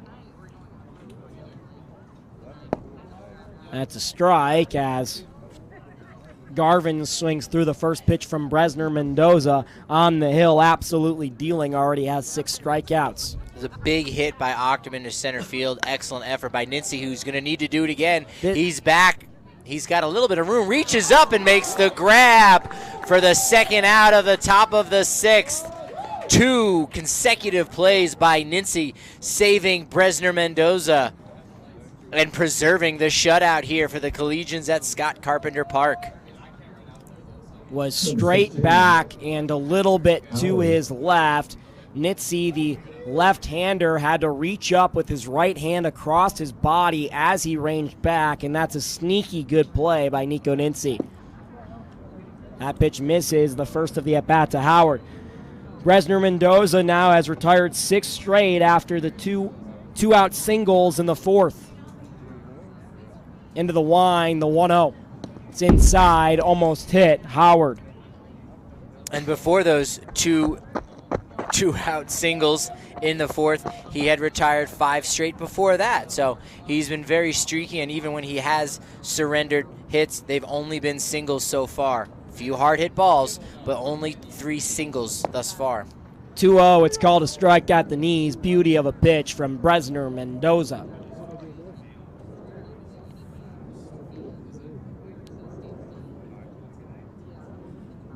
Two-one.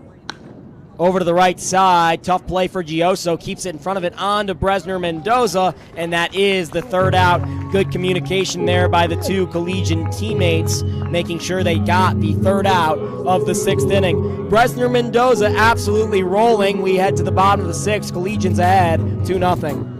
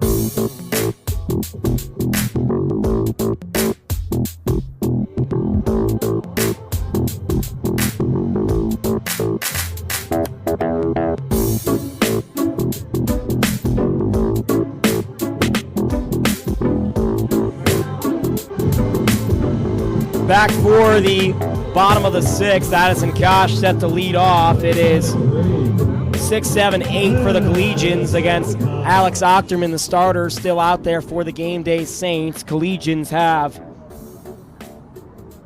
2 runs on 5 hits. First pitch is called a ball. Ochterman's only walked 1 so far here in his 5 innings of work, has struck out 6 hitters, much like his counterpart for the Collegians.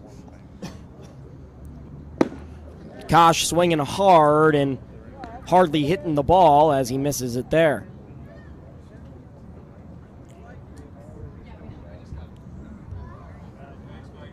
One and one. Ochterman from the windup delivers. Kosh slaps this down the right side and it gets foul. Kosh knew it the whole way. in the game. Kosh is 1 for 2 with a double, was stranded on third. That happened in the second inning.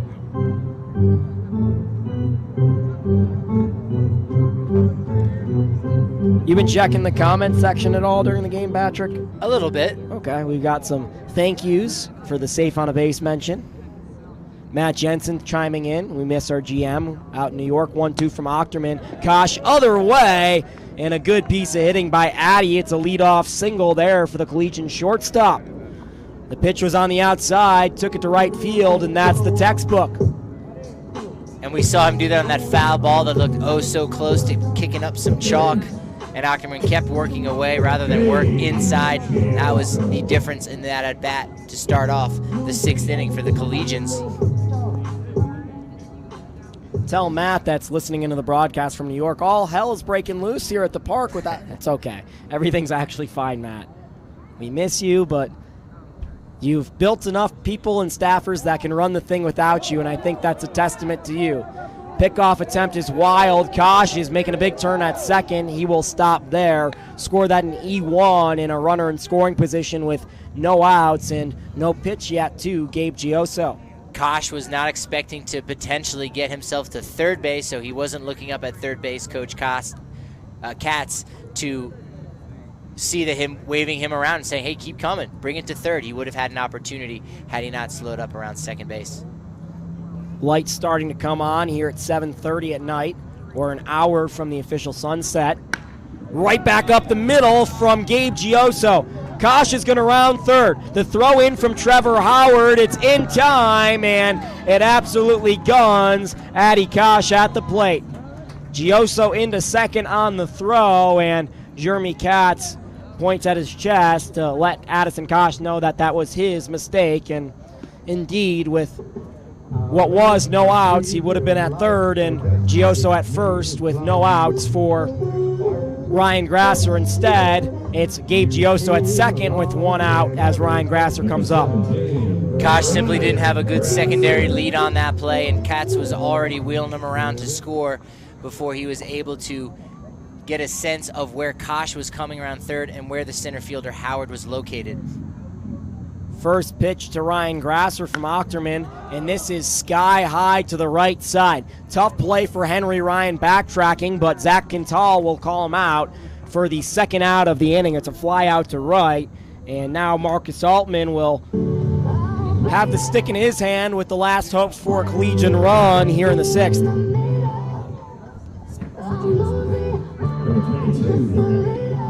Marcus Altman.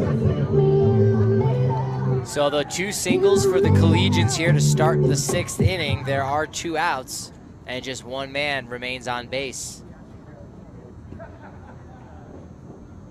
Ochterman in the stretch, comes set. Runner on second is Gioso. At the plate's Marcus Altman, the right fielder, and he watches a first pitch fastball for a strike.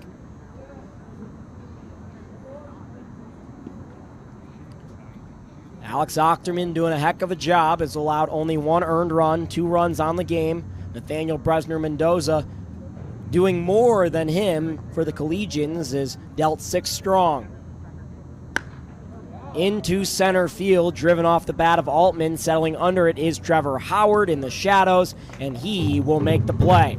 So that's 3 outs. We head to the top of the 7th. Collegians ahead 2-0.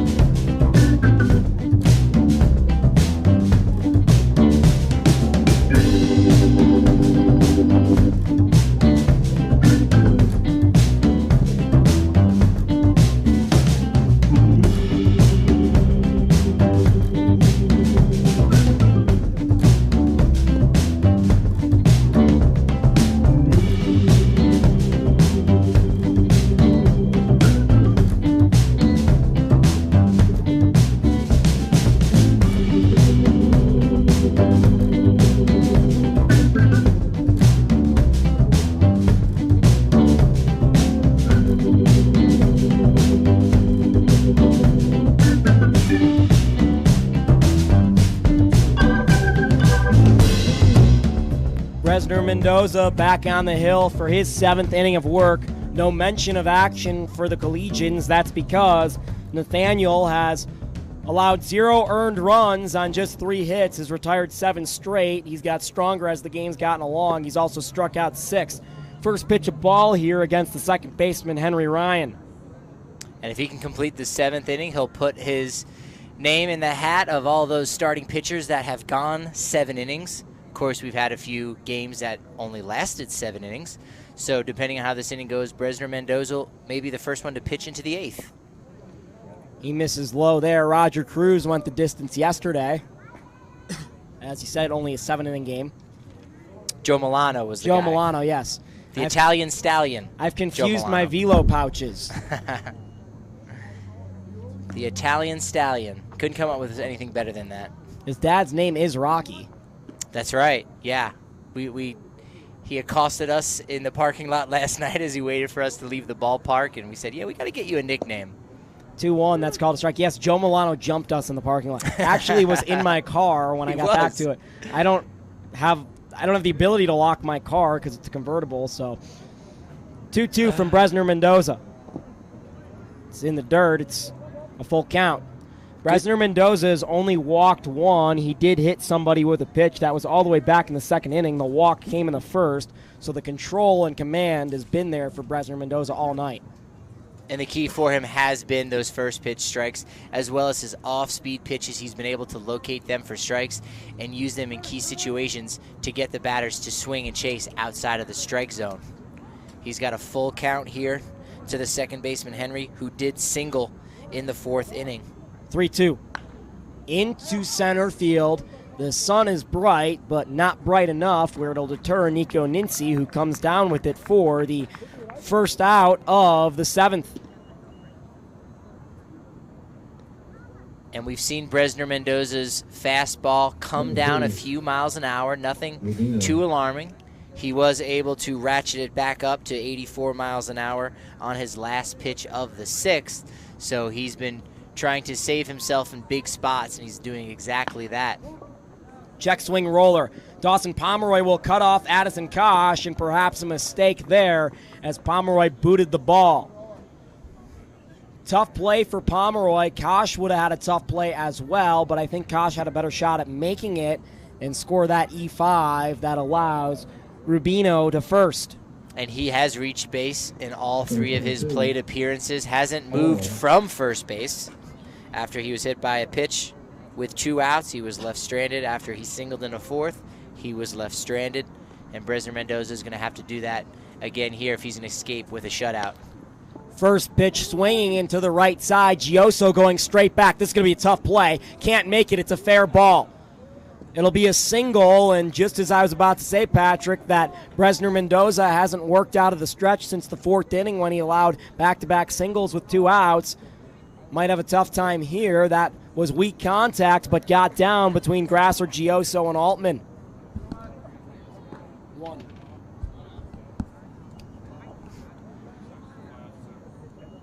No man could get in that little triangle there. No one really seemed to call for it. Gioso made the hardest effort out there. And that'll get Devin Elson warm in the bullpen. Katz will be talking with his young pitcher. Feel him out to see how he's doing. But the 9-hitter is up.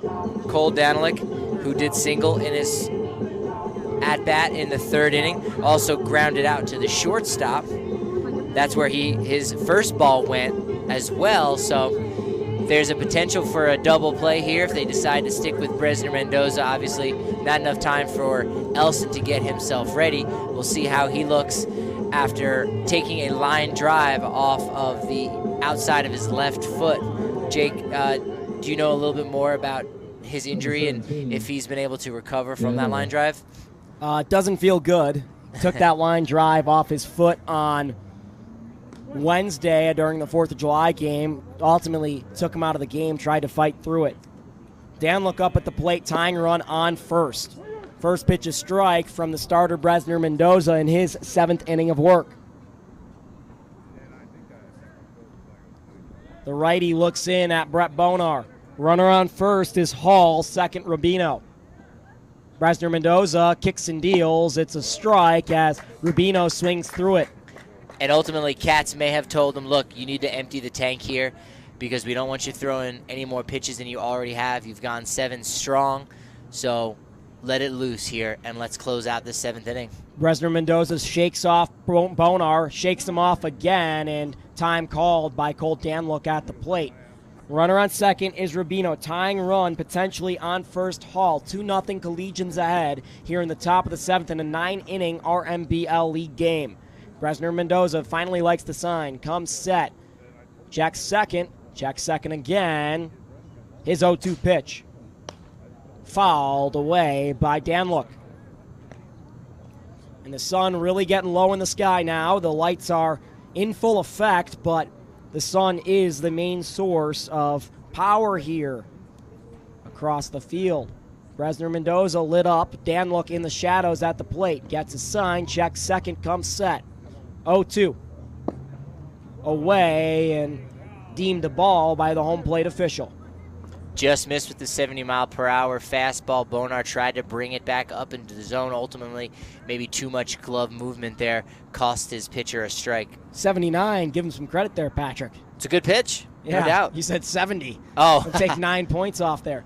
1-2, Bresner Mendoza with a back pick to second first, and the slow move at least gets the runner Rubino on his toes there. Never threw the ball. Bresner Mendoza looks in, gets the sign from Bonar. Checks the runner at second again. Tying run on first potentially. The 1-2. Grounded over to the left side. That is a foul ball. Dawson Pomeroy was right on it. Would have been a heck of a play had he been tasked to make it. 2-0. Collegians ahead.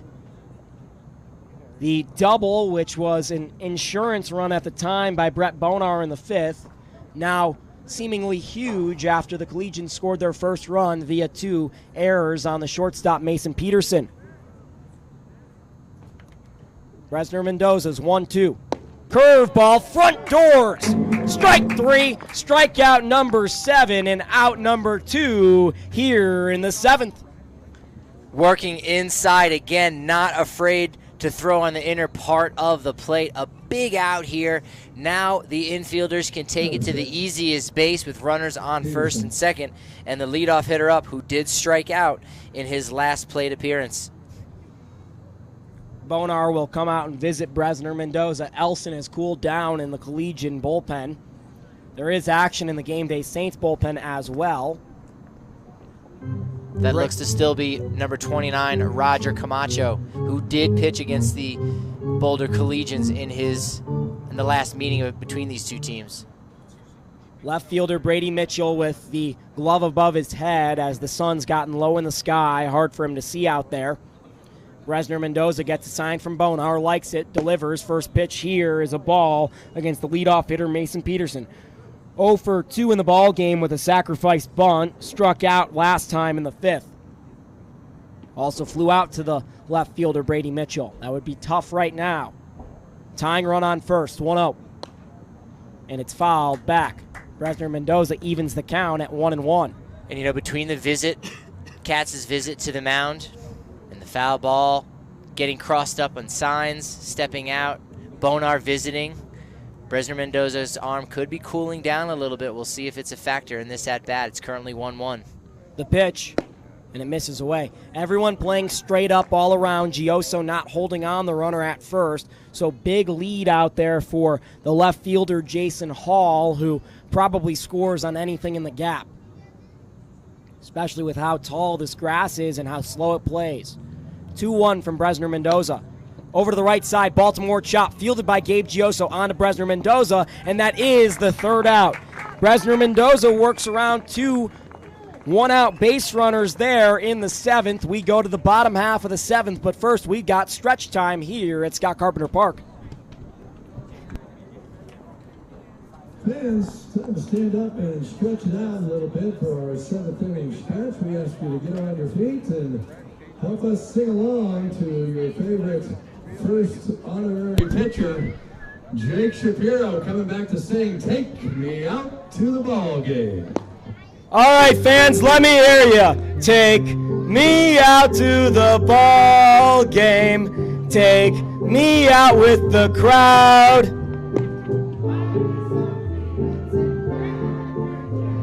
I don't care if I never get back for its root. Root for the Collegians. If they don't win, it's a shame. Or a one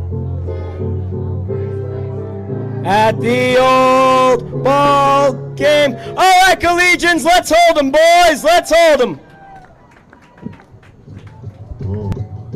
I said it must be got soul, shorty and swag, and the mouth full of gold.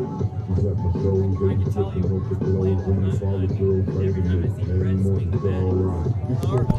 Hit a ball over the knee in the sky. In the game against the better town. Number 24, Bryce Bullock. And then who hit the ball over the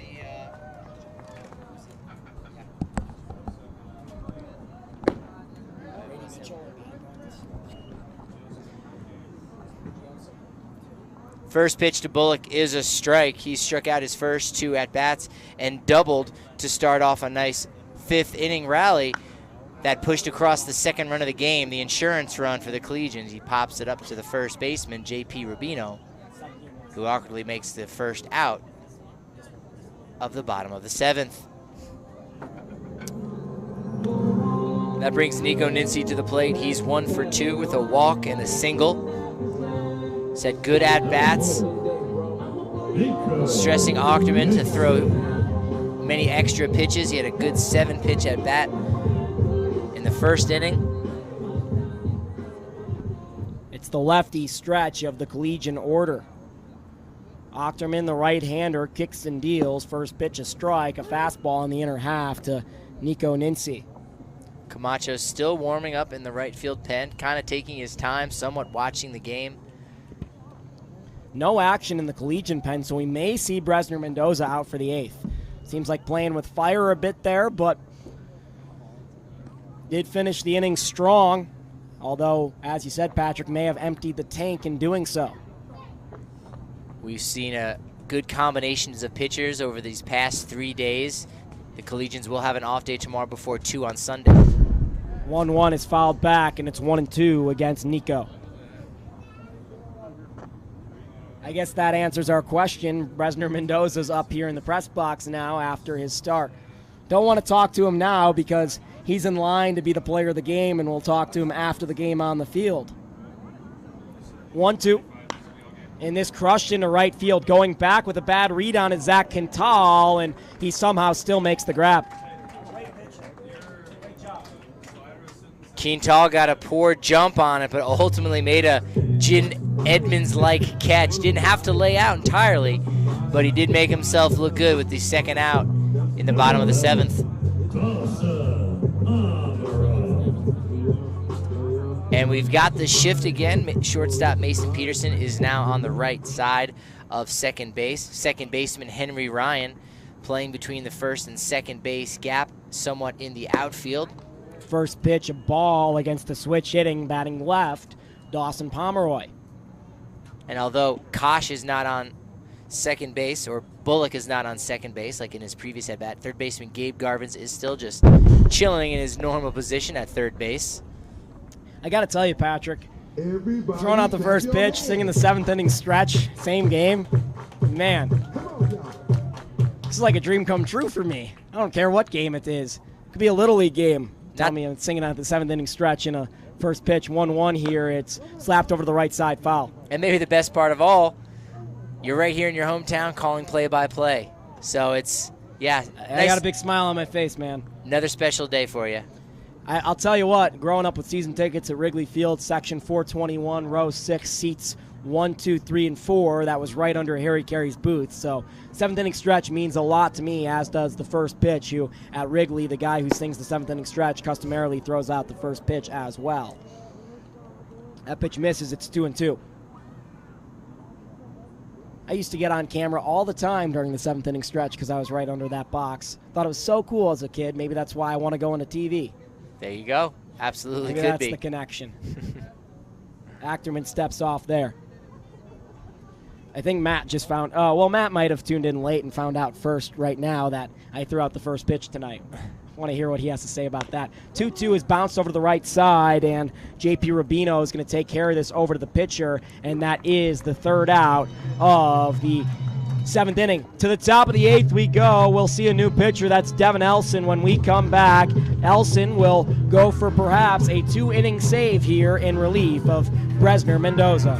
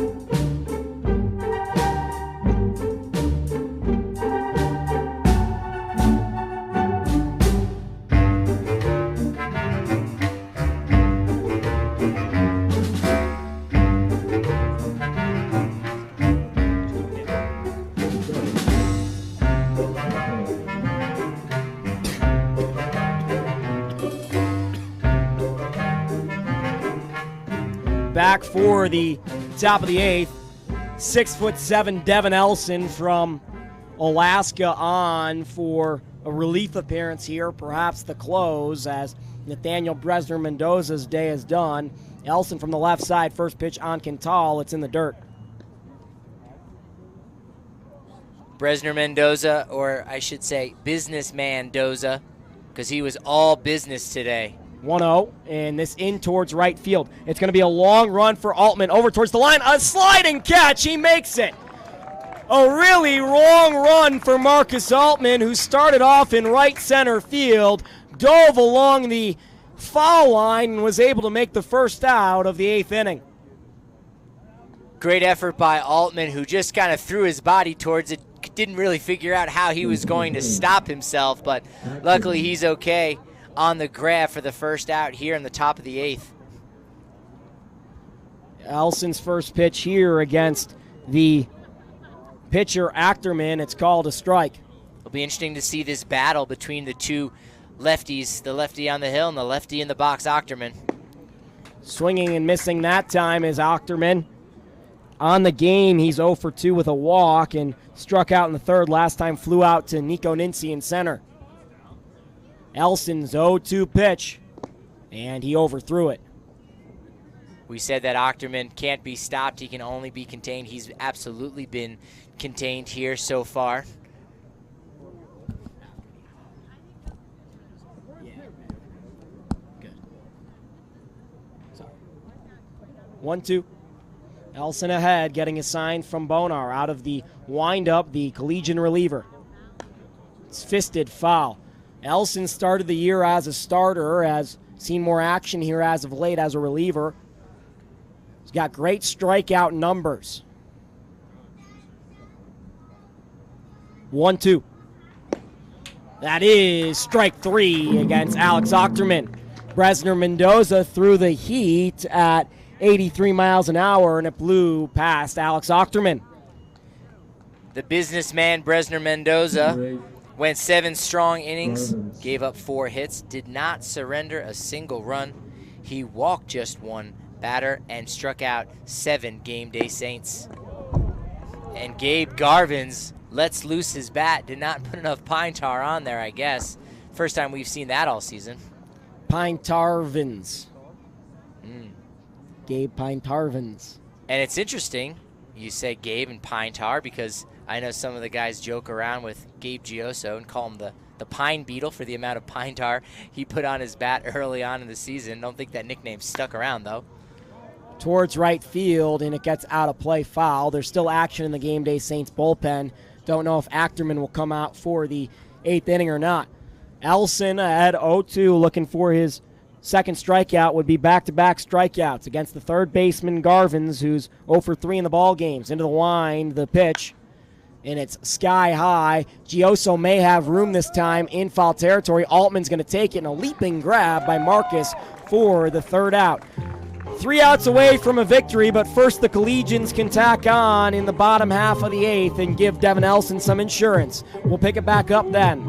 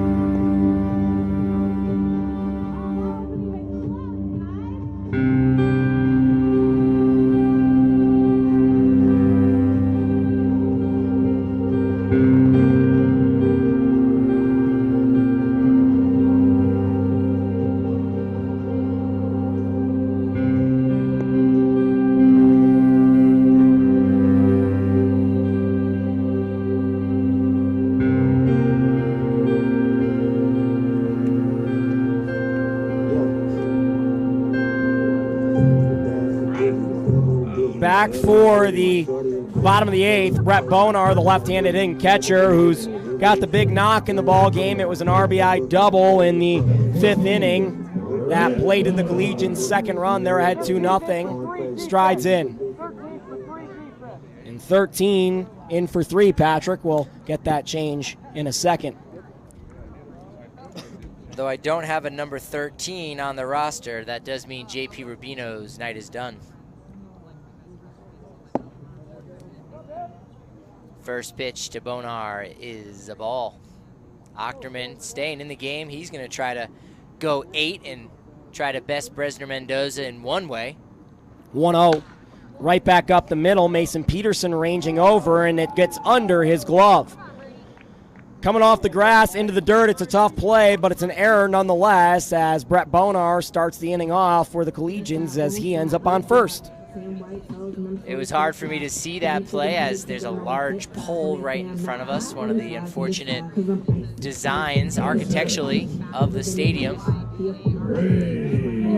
Although I think behind the scenes, Jake and I talked about a few even worse press boxes that we've seen around professional baseball, so no complaints at all. Looks like Brett Erickson's going to come in as a courtesy runner for the catcher, Brett Bonar. So we have the 2 new players over there at first base. So Erickson now at first. With Brady Mitchell up to bat. Brett Bonar just being courtesy ran for, so expect to see him back at the catching position next inning. Bunt being shown there by Mitchell. He pulls back, ball 1.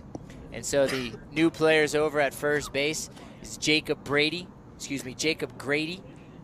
for the Game Day Saints, and the courtesy runner, Brett Erickson, for Brett Bonar. I don't know how many Collegians games we've seen this summer with no Mark Goulart, but it's been weird. I just realized that there hasn't been Mark Goulart yet in this game. Manager Eddie Toledo waiting to deploy the Portuguese football in the certain situation that is needed. Mitchell showing bunt. It's popped up to the right side, and Grady will make the play out at first. I'm sorry, that was Henry Ryan now who's playing first base. Grady came in at second.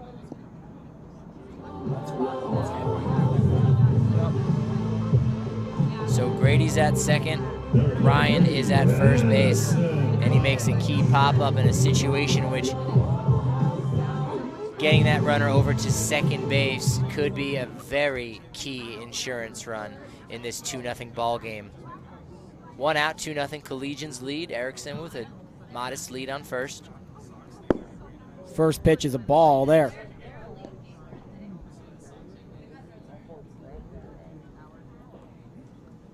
(1-0) on Addy Kosh. 2 hits in the ball game. Only Collegian with 2 knocks. 2 for 3 on the game with a single and a double. Has not scored a run, has not driven in a run. He's got Brett Erickson out there at first, courtesy running for Brett Bonar. Did Brett Erickson take Coach Toledo 335 over the left field fence today in BP? Did you see? He did not. The farthest hit ball, I believe, was to right center field. Brett said in our group chat that he'd go 335 in BP. He did not. He's taken off here, hit and run. It's high in the sky to center field off the bat of Kosh. Coming in is Trevor Howard. Retreating to first is Erickson. Back in there in time, and the throw pops over, so Erickson ends up on second anyways. Nice job on the base path by Erickson. He got out as far as he could. Even with the throw on line, I believe he would have been back into first base safely. But in drawing the throw, the error by the center fielder, Howard, allows him to advance to second base.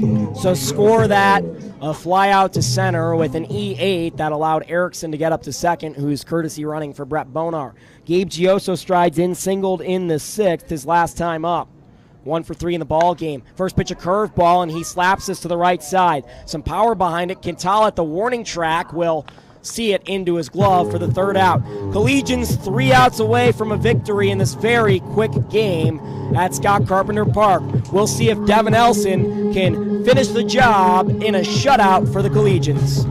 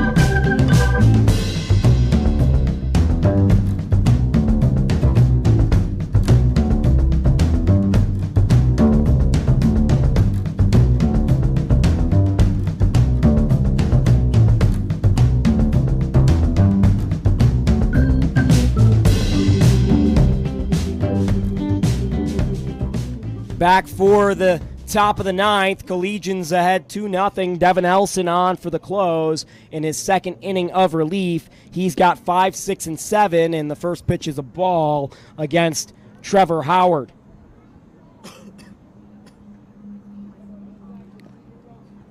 Howard in the ball game is 0 for 3 with 2 groundouts and a fly out. Curveball there, a strike from Elson. Elson has some nasty horizontal movement. 3-quarter delivery from the left side. Really gets in on the right-handed batters. Slapped over the right side. Gabe Gioso comes and scoops a short hop for the first out of the 9th inning. Hey, stick around after the ball game. Patrick Lyons will catch up with the player of the game, Nathaniel Bresner Mendoza, who worked 7 innings to the tune of just 4 hits, 7 strikeouts, and 1 walk. A sneaky good play by Gioso, as a good friend of mine might say. And that's really been the difference in this ball game. The fact that the Collegians have been so sound defensively, not making a single error, which should be expected. But these Game Day Saints have 5 errors, and they've been very costly throughout the ball game. Collegians ahead 2-0. Strike dealt by Elson there. It's 1-1. Action in the Collegians bullpen, too. If Elson runs into any issues, it's a right-hander getting warm. 1-1, and that's his teammate at Hawaii Hilo, John Kea. That pitch called a strike. Elson seeming strong here. Had 1 strikeout in the 8th. Bresner Mendoza struck out 7 Game Day Saints and really quieted down this lineup. 1-2. Curveball slapped into the Collegian dugout. You know, last time these two teams met, it was a doubleheader. The second game got out of hand, and there was a kerfuffle as well as walk-off by the Game Day Saints. But the first game saw Dawson Pomeroy deal a shutout, and Collegians 2 outs away here from another 0 on the board against the Saints. Alex Ochterman would go the complete game in an 8-inning performance against the Collegians if the score holds. That pitch misses from Elson. Ochterman only allowed 7 hits on 1 earned run, 2 total. 2-2. Curveball called, strike 3. He got Henry Ryan looking that time. Second K in as many innings from the lanky lefty from Alaska. He's just going to need 1 more to put an exclamation point on this Collegians victory and give them a 4-game win streak. Collegians would move to 23-10 and 11-7 in league play with a victory. Elson has 1 more player to get, and that's Jacob Grady, who came on defensively in the last inning as the second baseman. His first at bat of the ball game. Watches a first pitch ball.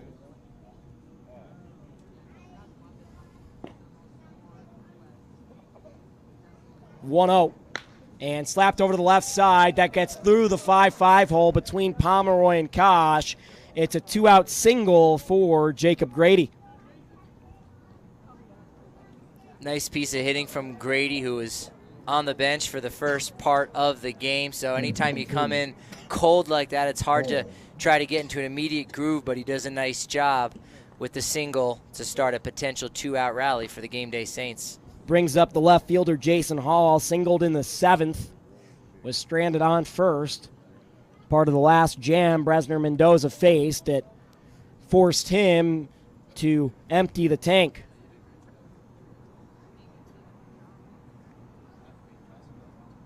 First pitch here, and Elson delivers a ball. Bonar behind the plate, Gioso holding the runner on at first.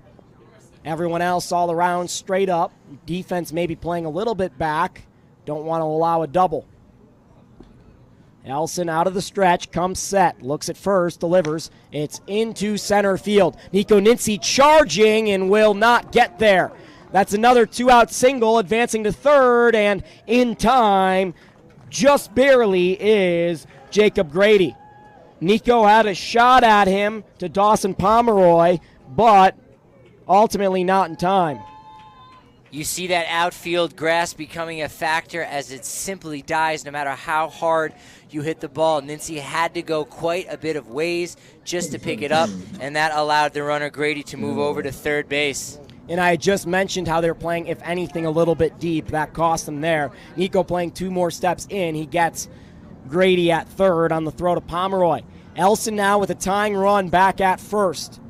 2 outs in the top of the 9th. First pitch is strike against Cole Danlook, the catcher, in his 4th at bat. He's 1 for 3 on the ball game, singled in the third, was stranded on second, struck out in the seventh. This just the second time the Saints have had a runner on third base. 0-1. Towards the right side, it's going to be a play for Ryan Grasser over to 1, and that's the third out. Collegians win and move to 23-10 on the year, 11-7 in league play. And my partner Patrick Lyons downstairs to go check out Nathaniel Bresner Mendoza. So the Collegians finish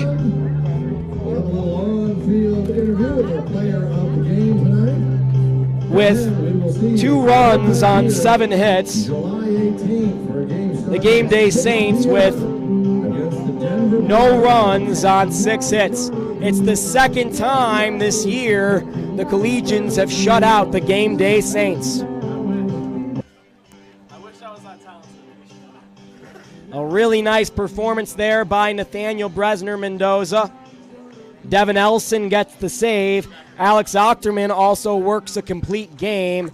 And unfortunately for the game day Saints, Alex Ochterman gets a loss in a complete game performance where he was very, very strong.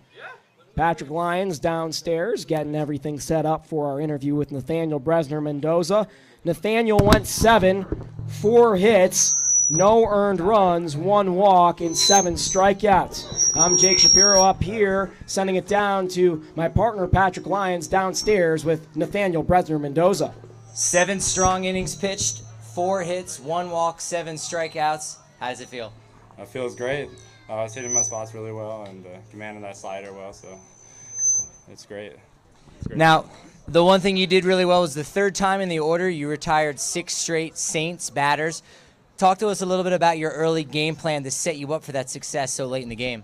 Yeah, just showing less pitches early and trying to get through people with a fastball and another pitch, and then we can show later pitches and work backwards, and it goes really well sometimes. You did a good job controlling the inside part of the plate on hitters. You did hit 1 batter. What is your outlook on throwing inside to guys and hitting them? Yeah, I think it's necessary to throw inside, and then if you hit them, you hit them. It kind of sucks. I drilled that guy, but 0-2 count like to be a better pitch. It was, but I got to work inside. You do have to break a few eggs to make some good stuff. And finally, your last start that you went out, I know it didn't go as successful as you would have liked. What did you take away from that start to make you so successful today? Yeah, I held back a little bit on the fastball velo, try to get longer and try to keep myself sharper for later in the game. I was still missing bats in that last start, so I wasn't too worried and just come out and do what I do every time. All right, thank you, Nathaniel. Businessman Bresner Mendoza. Back to you in the booth, Jake. Thanks, Patrick. Thank you, Nathaniel, for joining us on the telecast. This is Collegians Baseball. Make sure you follow us on Twitter at BoCo Collegians, Facebook Boulder Collegians, and on the website bouldercollegians.com. You will see all the games broadcasted on YouTube at Boulder Collegians, where Patrick and I have the call. Collegians back at it for a doubleheader on Sunday against the Cougars at Mountain Vista High School. Monday as well at Mountain Vista High School. We'll try to bring you those games on the Boulder Collegians YouTube channel. Stay up to date on Twitter and Facebook to find those links and find whether or not those games are going to be broadcasted. Collegians win by the count of 2-0 here. Another shutout of the game day Saints. For my partner Patrick Lyons, I'm Jake Shapiro. Thank you for tuning in. Collegians have won 4 in a row.